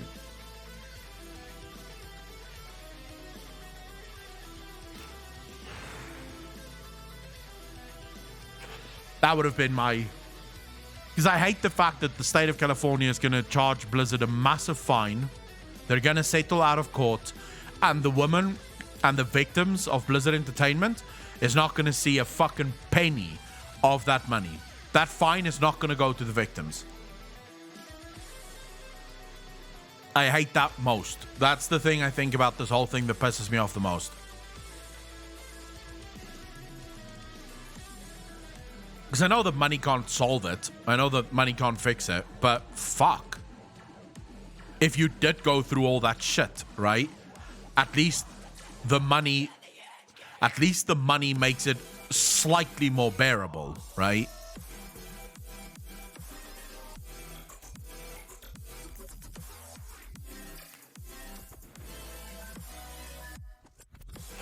The Grey, I wouldn't ask current employees what we could do to make them happy. Because the answer is very straightforward. Allow them to make the games that they want to make and do not fucking sexually assault them. Then everyone's happy. I wouldn't go to employees and go, what could we do to make you happy? That's unnecessary. It's an unnecessary step. And you're going to come up with people asking for all sorts of bullshit that is unnecessary and not required. Instead, what you do is you just do right by people. You just treat people with a little bit of respect and human dignity, and you wouldn't be in this fucking situation at all, right? This situation is because people forgot that other people are people. Just the idea of the suit is very good in my opinion. As a dev goal, even if there is no money involved, it opened lots of eyes. Google is current being pointed out too. Did you know you were dev goal? Because I do agree. I think the lawsuit did a great job of highlighting the issues, right? I agree with that, 100%. My problem is just that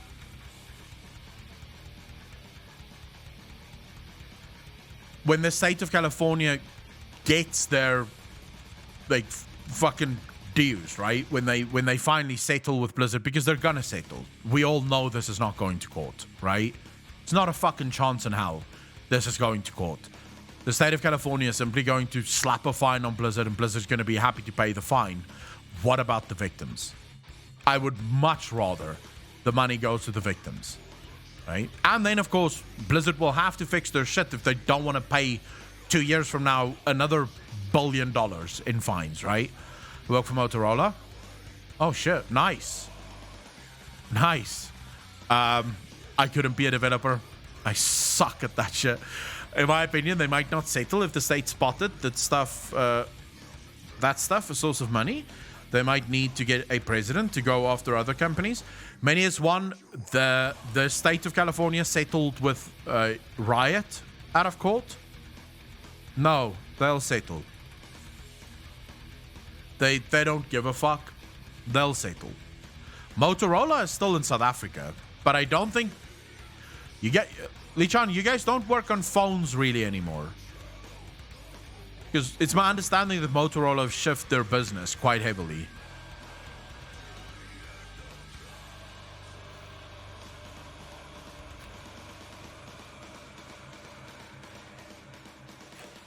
I don't think it's... There we go. Motorola is now Lenovo. So most people have laptops from Lenovo. I don't use laptops, of course, because why would I? I have a PC. And also, I can't stand the small nature of laptops, but that's just me.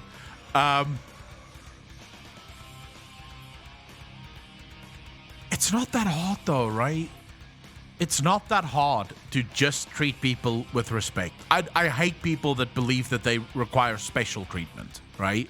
I don't think anyone ever requires special treatment. It fucking pisses me off when people want special treatment. But to just treat people with a modicum of respect, right? A modicum of dignity. I don't think it should be that hard. Maybe I'm just completely ignorant of the fact, but I don't think it's hard to just go, this is a human being. They deserve some dignity.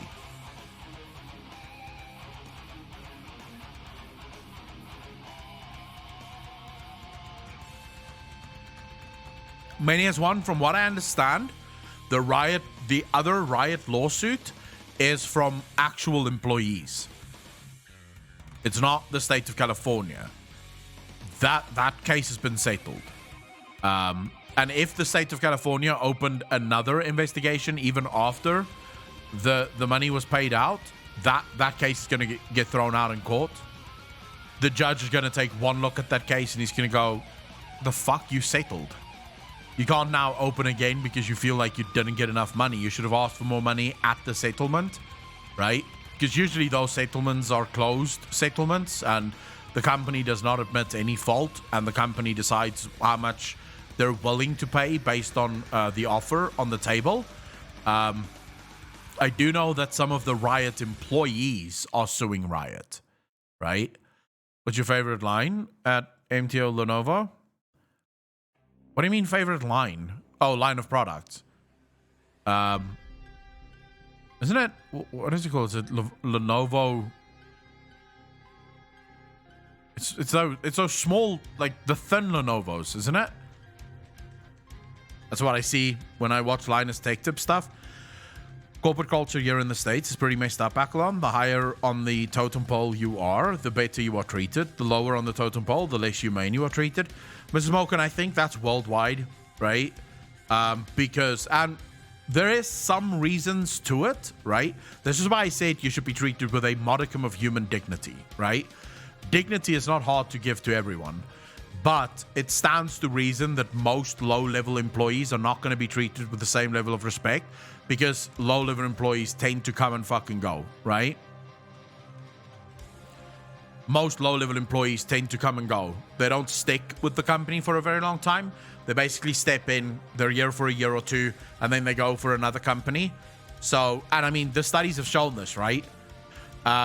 People who stay at their job for longer than 2 years tend to earn 50% less than people who left the company to go find a better opportunity or better position at another company. Loyalty does not get rewarded in the game, in the business industry. Do not be loyal to a company because the company is not loyal to you. Stay at a company for a short while and then leave for another one as soon as you get a better opportunity at another company. Never be loyal to a company because I promise you they're not going to be loyal to you.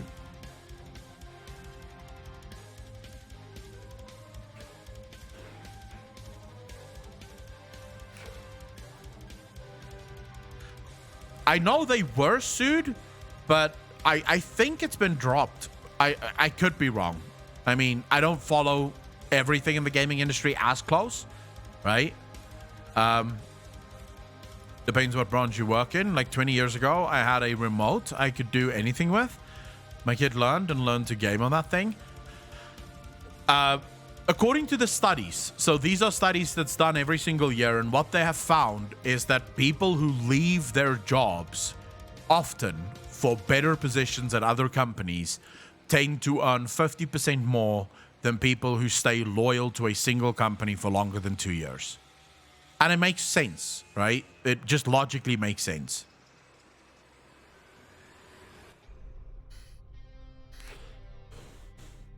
You have to think, after 2 years at a specific company, right? You've learned a lot of extra skills. You've broadened yourself. Now, walking into a new position, right? They're almost guaranteed gonna offer you far more than what you were offered at your previous job, because you started your previous job with no skill, or at least very little experience and some skill, right? So by skipping and moving to new companies constantly, you are constantly going to get offered more money because you keep going to new companies with even more experience behind you, rather than the fuck who sits in the same work for 10 years and only gets a 10% increase every single year, because that's usually what most companies do. It's about, in South Africa at least, it's a 10% increase on your salary every year. So by the end of 10 years, your peers who skipped and sort of jumped between companies end up just out earning you by a mile. Work in the transport, and they promoted me 4 times by now, so it depends on the branch, I believe. Kurt, this is... Okay, so what you need to keep in mind, this is general, right? So it's the average. There are companies where you get promoted consistently based on your value to the company. But this is rare, right? This is very rare.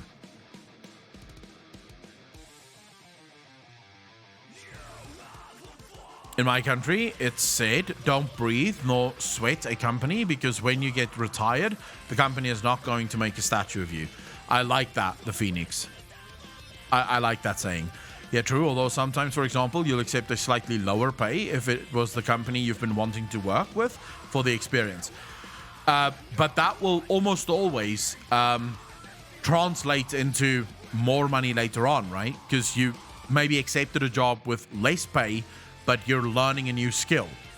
That new skill 2 years from now is going to help you find an even better job somewhere else, right? Because now you have the base skill plus the new skill, more skill, right? So you end up getting promoted easier. So there's a lot of reasons why you should never be loyal to a specific company, because you're wasting your time.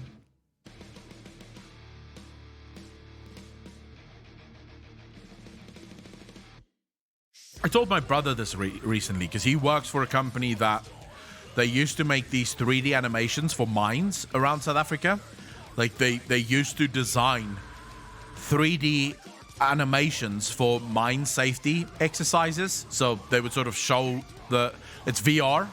So he created VR, basically games for mines, where the miners would put on the VR helmet and then they would be in the mine and they would be shown what to do, what not to do.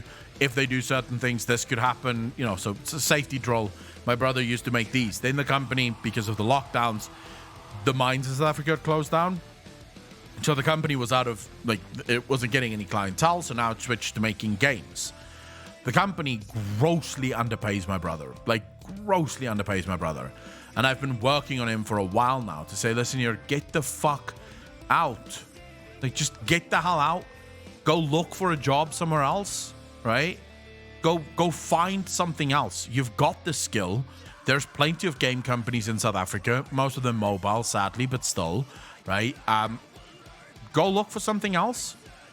He's one of those people that he prefers the safety of the salary and the safety of the people that he know. Yes, I think my brother currently is working on Unreal Engine. Personally, he's working on Unreal Engine 5, but I think they're working on a different game engine. But they just made, actually, my brother just showed me last week. He showed me the game that they're working on. It's a first-person shooter. Very cool. Like the idea behind the first-person shooter, it's a very cool idea. That's the game that they're working on right now.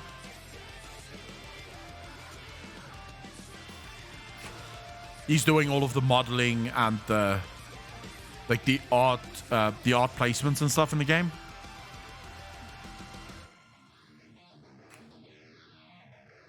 He doesn't code.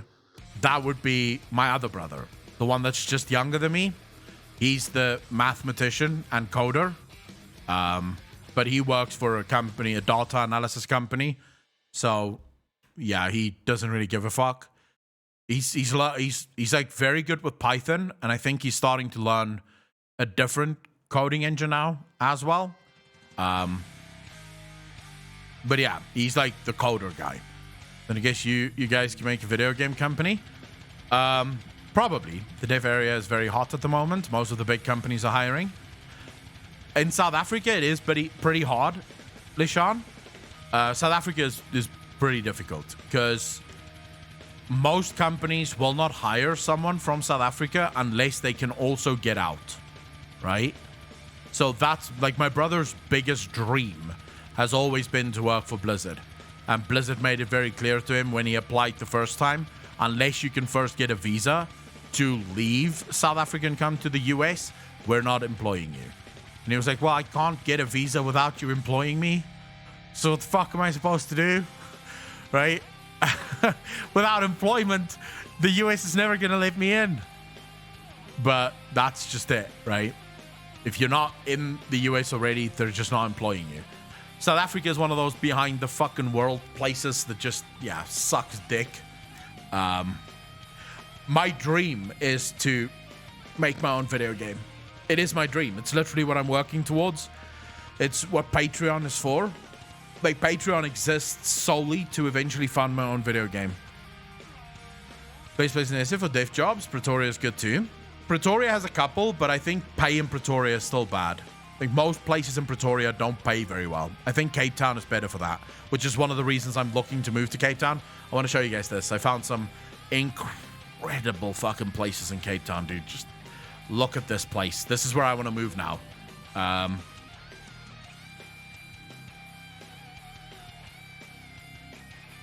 I'll show you pictures of this place because it is fucking majestic. Look at this. It's called Blaubar. Look at that.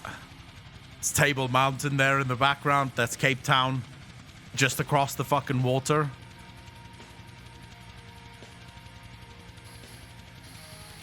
Blaubar Strand.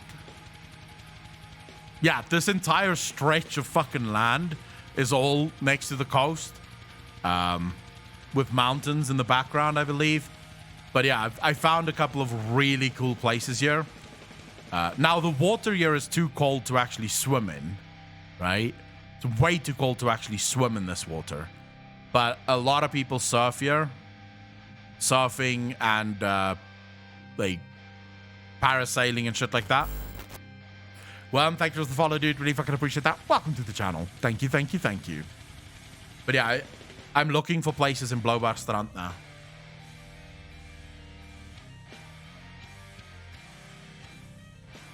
It's like picturesque, dude. Cape Town. Cape Town is just one of the most beautiful places ever. I was looking at Parklands, but I'm not sure what the... Cesius, can you please DM me on Discord and give me some of the best neighborhoods in Cape Town? Because my biggest issue is there's a lot of neighborhoods in Cape Town that I do not know the crime rates of. Because I know that there are neighborhoods in Cape Town that you absolutely do not want to live in. Even though they might look good, they're not good neighborhoods. So if you can give me sort of neighborhoods that is good, I can go look at those neighborhoods specifically. And also, don't give me the fucking yuppie Clifton places. I'm not willing to pay $4,000 a month for a 2-bedroom apartment.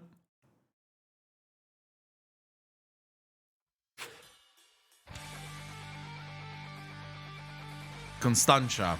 I don't know. I don't know how good Constantia is, though. 4,000 a month. No thanks. Clifton is very expensive. Like, Clifton is where most expats buy homes. So most of the international people will buy in Clifton because it's upmarket, it's celebrity homes, it's mansions, right? That's Clifton. So if you want to live there, it's also private beach property. So, you know, you're gonna fucking pay to live there. And I'm not willing. I'm not willing to pay that. I'd rather save that money. So what are your plans, aims for this remaining year? Like, where your ambitions are aimed at, if I may ask? Like, Digit, my ambitions are still the same as they've ever been, right? Keep making good content. We've got the Clips channel now that's doing really well. The Clips channel is really going places. From next week, I'm going back to proper lore and only lore content because I don't want to focus on the bullshit for too long. I prefer to get back into lore stuff. Then once the Clips channel is taken off, I will be starting another channel. This channel will be based around probably MMO in general, more playing MMOs and first impressions of MMOs rather than just, you know, news on MMOs. And once that channel takes off, before the end of the year, I want to have a fourth channel up and running, which will mainly focus around gaming news and maybe gaming reviews and shit like that.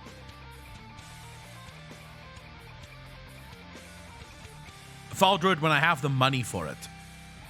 We're still, I think, a few years out, right? We're still a few years out. I don't want to rush it. I would rather focus on what I do well at the moment, which is content creation. And then once I can afford it, so every single person that I hire from this moment forward will be people who can also make video games, right?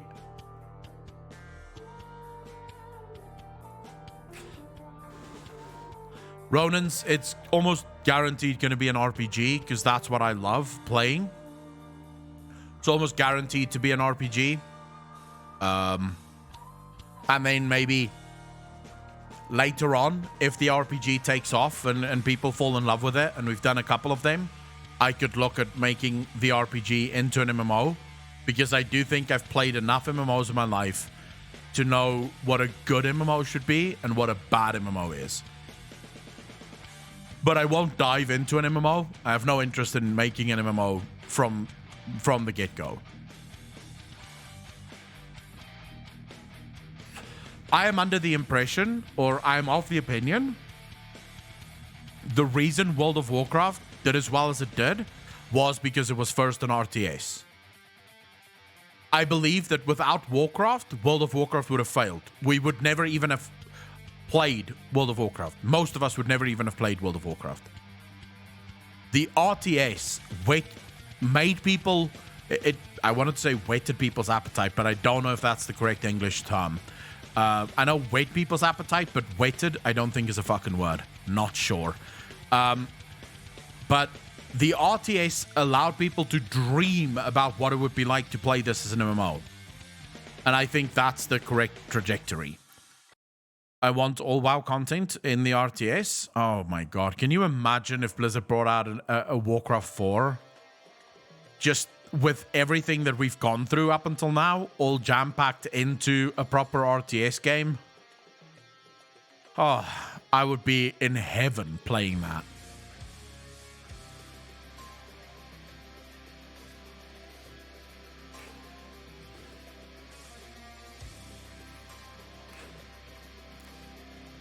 Speaking of RPG, have you played Tyranny and Pillars of Eternity?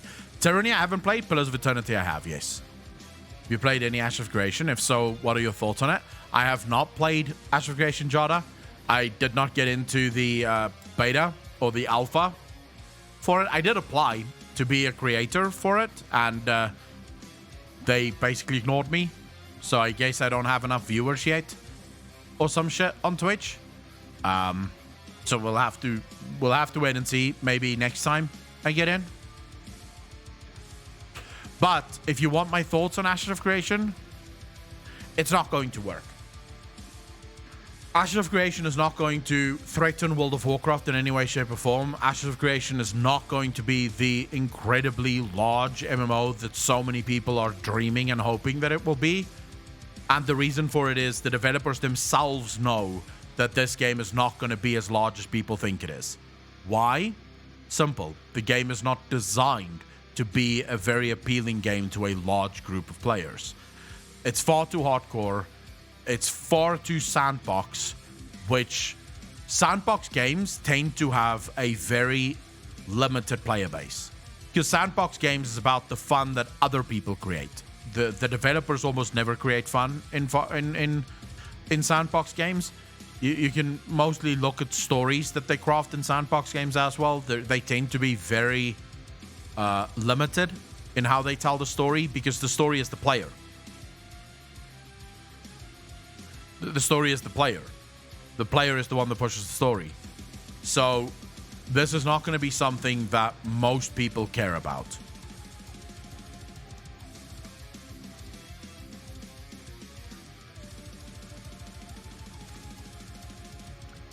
So I think a lot of people are very excited for Ashes of Creation, and a lot of people are going to wake up and realize that, oh fuck, this is not actually the game that I thought it was going to be. Same with New World. There's so many people that are so hyped for New World that's going to get such an eye-opener when they finally realize that this game is not meant for them. This game wasn't designed for them. Nothing wrong with New World, not saying that it's a bad game at all, but again, it's designed for a very specific audience. If you want a large game that draws a lot of people, you make a game like World of Warcraft or Final Fantasy, right? You make a theme park game where you tell the story, you drive the fun, and there's a lot of activities for people to partake in. Because it's lazy game design, but at the same time, it's aimed at the lazy player that just wants to spend 3 hours of his night escaping the world for a while, right? You're not going to be able to make a game in the style of New World or in the style of Ashes of Creation that's going to scratch that itch for the vast majority of players.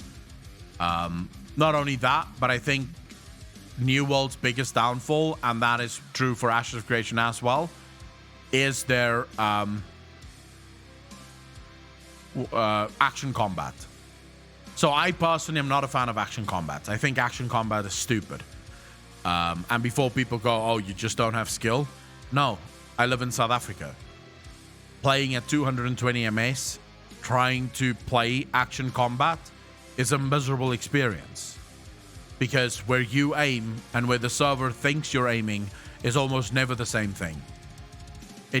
There's literally times in World of Warcraft where I'm hitting something on my screen, I'm on the thing, and the game tells me you're out of range. You can't hit this thing. I'm like, what are you talking about? I'm on the fucking thing. And then I have to run in front of the thing to hit the thing.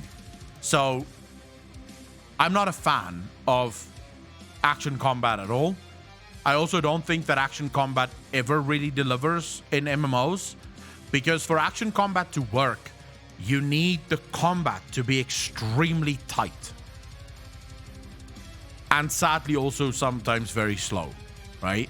You can't have fast combat within an action combat game because the player has to have time to actually block, to actually get out of the way, to dodge, to do whatever, right? If you speed up the content too much, the player doesn't have the time to do this. It just starts feeling spam. Like it's a spam face, right? It's all you're doing, just fucking spamming buttons now. If you make it too slow, it feels horrible. So what do you do in MMO? How do you make an MMO that feels impactful? With action combat, I don't think you can. Now, that's as simple as it is. I think action combat is always going to fail.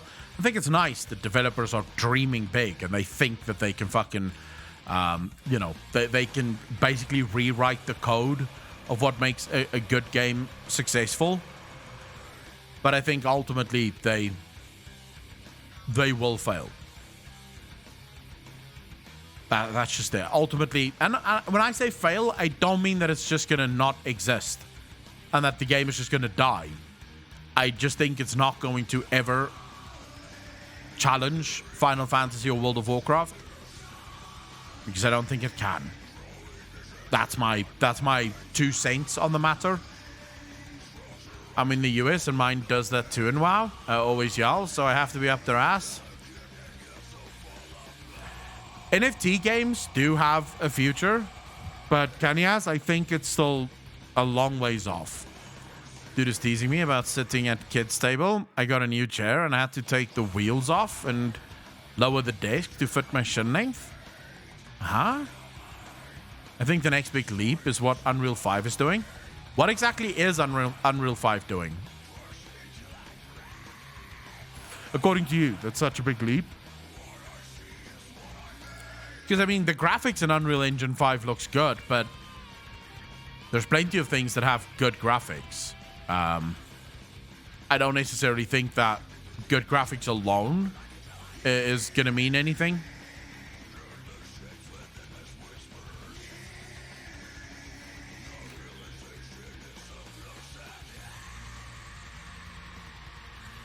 That could be fun, right? That's definitely going to be a bit better. Because, God, game optimization has basically been stagnant for a very long time. Right? Where you get these games that just look amazing, but the optimization is absolute dog shit. And the developers have to jump through so many hoops to actually get the optimization relatively good.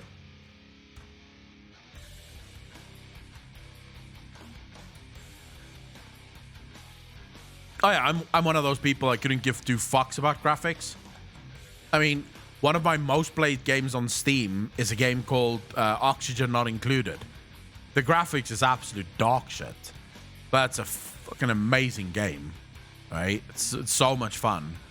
I don't care about graphics. Graphics doesn't bother me. What I want is just a good experience. I just want to have fun. You give me fun, and I'm all in. That's why I believe AAA games is dead. Is that... No. The sus game is that fucking Among Us? Among Us is the sus game? No, Oxygen Not Included is a single-player game. They're completely single-player base-building simulation game. And it is... You'll lose your life to Oxygen Not Included. Stalin, I'm happy to hear that. Star Trek Online? Am I the only one who plays that? Yes. Yes. You are the only one that plays that perfection. I've seen it on Steam. I've never played it, though.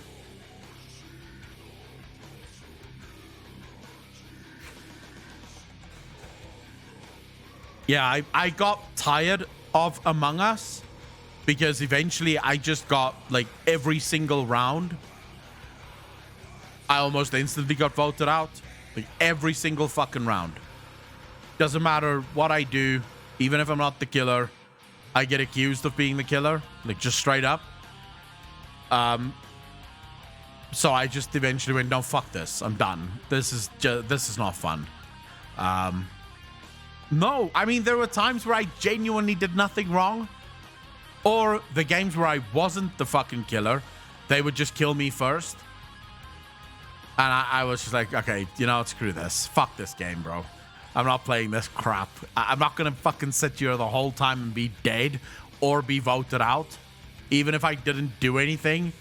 Like, I can't remember what...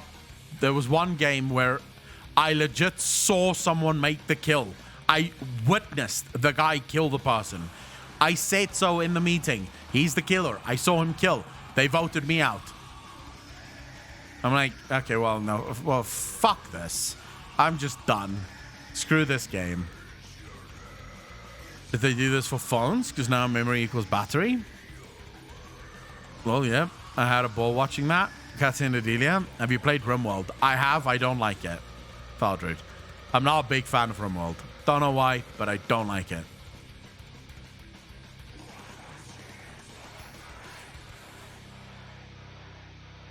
No, I don't know. We'll probably play some other games one day again, games with viewers.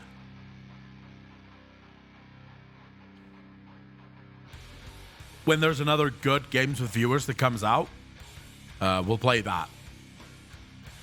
But like you guys know already, I don't do many gameplay streams on the channel. I prefer these streams where we just sit and chat for 4 hours rather than, you know, playing games. I can play games in my own time if I want to play games.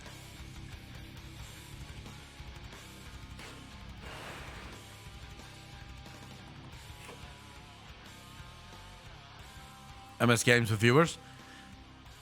I like the Echo podcasts. I think these are great fun. I think they're great fun and they definitely perform better, right? Whenever I do a gaming stream, there'll be like 60 of you in here watching me play the game. I do a just chatting stream. We usually go up to like 150 the last few days. Today is less. Fridays are always like the lowest view count on the channel. But I mean, Tuesday and Wednesday, we were over 200 viewers constantly for the just chatting shit. So I do think just chatting is far more successful. It's probably my style more. People prefer just coming to hang out and listen to me rant about some crazy bullshit. Tasty, thank you so much for the Prime sub, dude. Really fucking appreciate that. 2 months in a row. Thank you, thank you, thank you. I have heard of Lost Ark and I am looking to play it. Fridays for gaming ones? I could probably. I like chatting streams, relaxing cool subjects, and I learn stuff and lore, of course. The streams are the most interaction I have with people other than my immediate family. Have you ever thought on playing with viewers additionally to this 4 hours? I have done that in the past, right? It's just chatting, but with competition or viewer engagement on screen. Marbles on stream. I'll check it out. I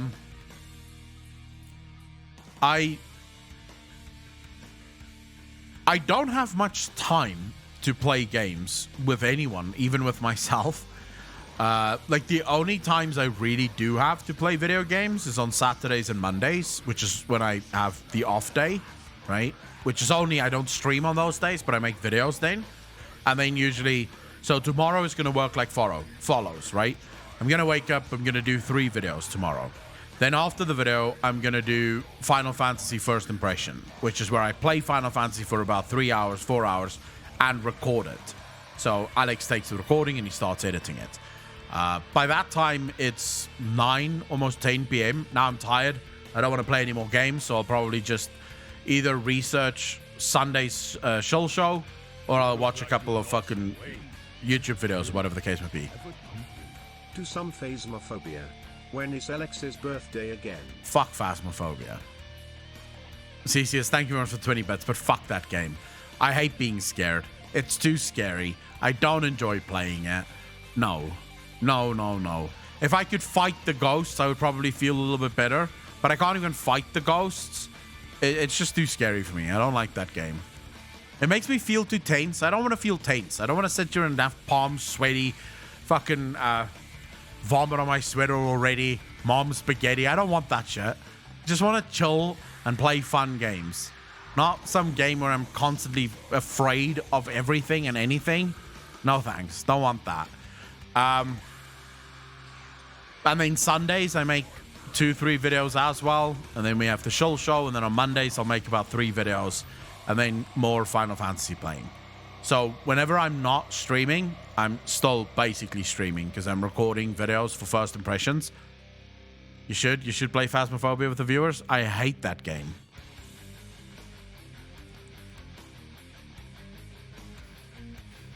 Havoc Samurai. What about Dyson Sphere Program or Factoria? I think those would be fun games, but I haven't tried them yet.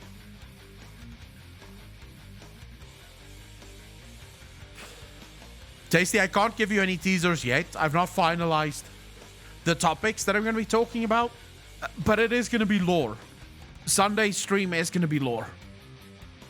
I'm done with the fucking bullshit. I'm done with all the... Oh, excuse me. I'm done with all the angry shit for World of Warcraft, so Sunday is going to be lore. I miss doing lore videos on the channel, so we'll go back from next week. It's also going to be full-time lore stuff again. It's part of the videos that I'm recording tomorrow is just lore videos.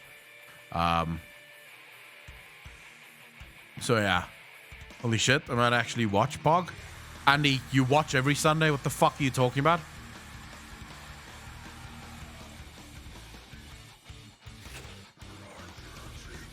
Apocalypse, I'll definitely check it out. But, ladies and gentlemen, it's that time of the evening. It's time for us to say goodnight. It's time for me to tell you to have a wonderful weekend. Thank you so much for spending your Friday with me. I am off to go buy some food because I'm now going to do some proper shopping. Because I'm not going to be able to have time tomorrow to do proper shopping. And it is 7:20 actually for me. So the shops close in about an hour. No gym tonight because it's Friday, of course. So I will see all of you on Sunday. I want you to have a fucking kick-ass weekend. Do something fun, something that you don't ordinarily do. As always, take care of those that you love. Take care of yourselves. Be kind to each other. Be good to each other. And as always, I will see you in the next one. Peace out, fam.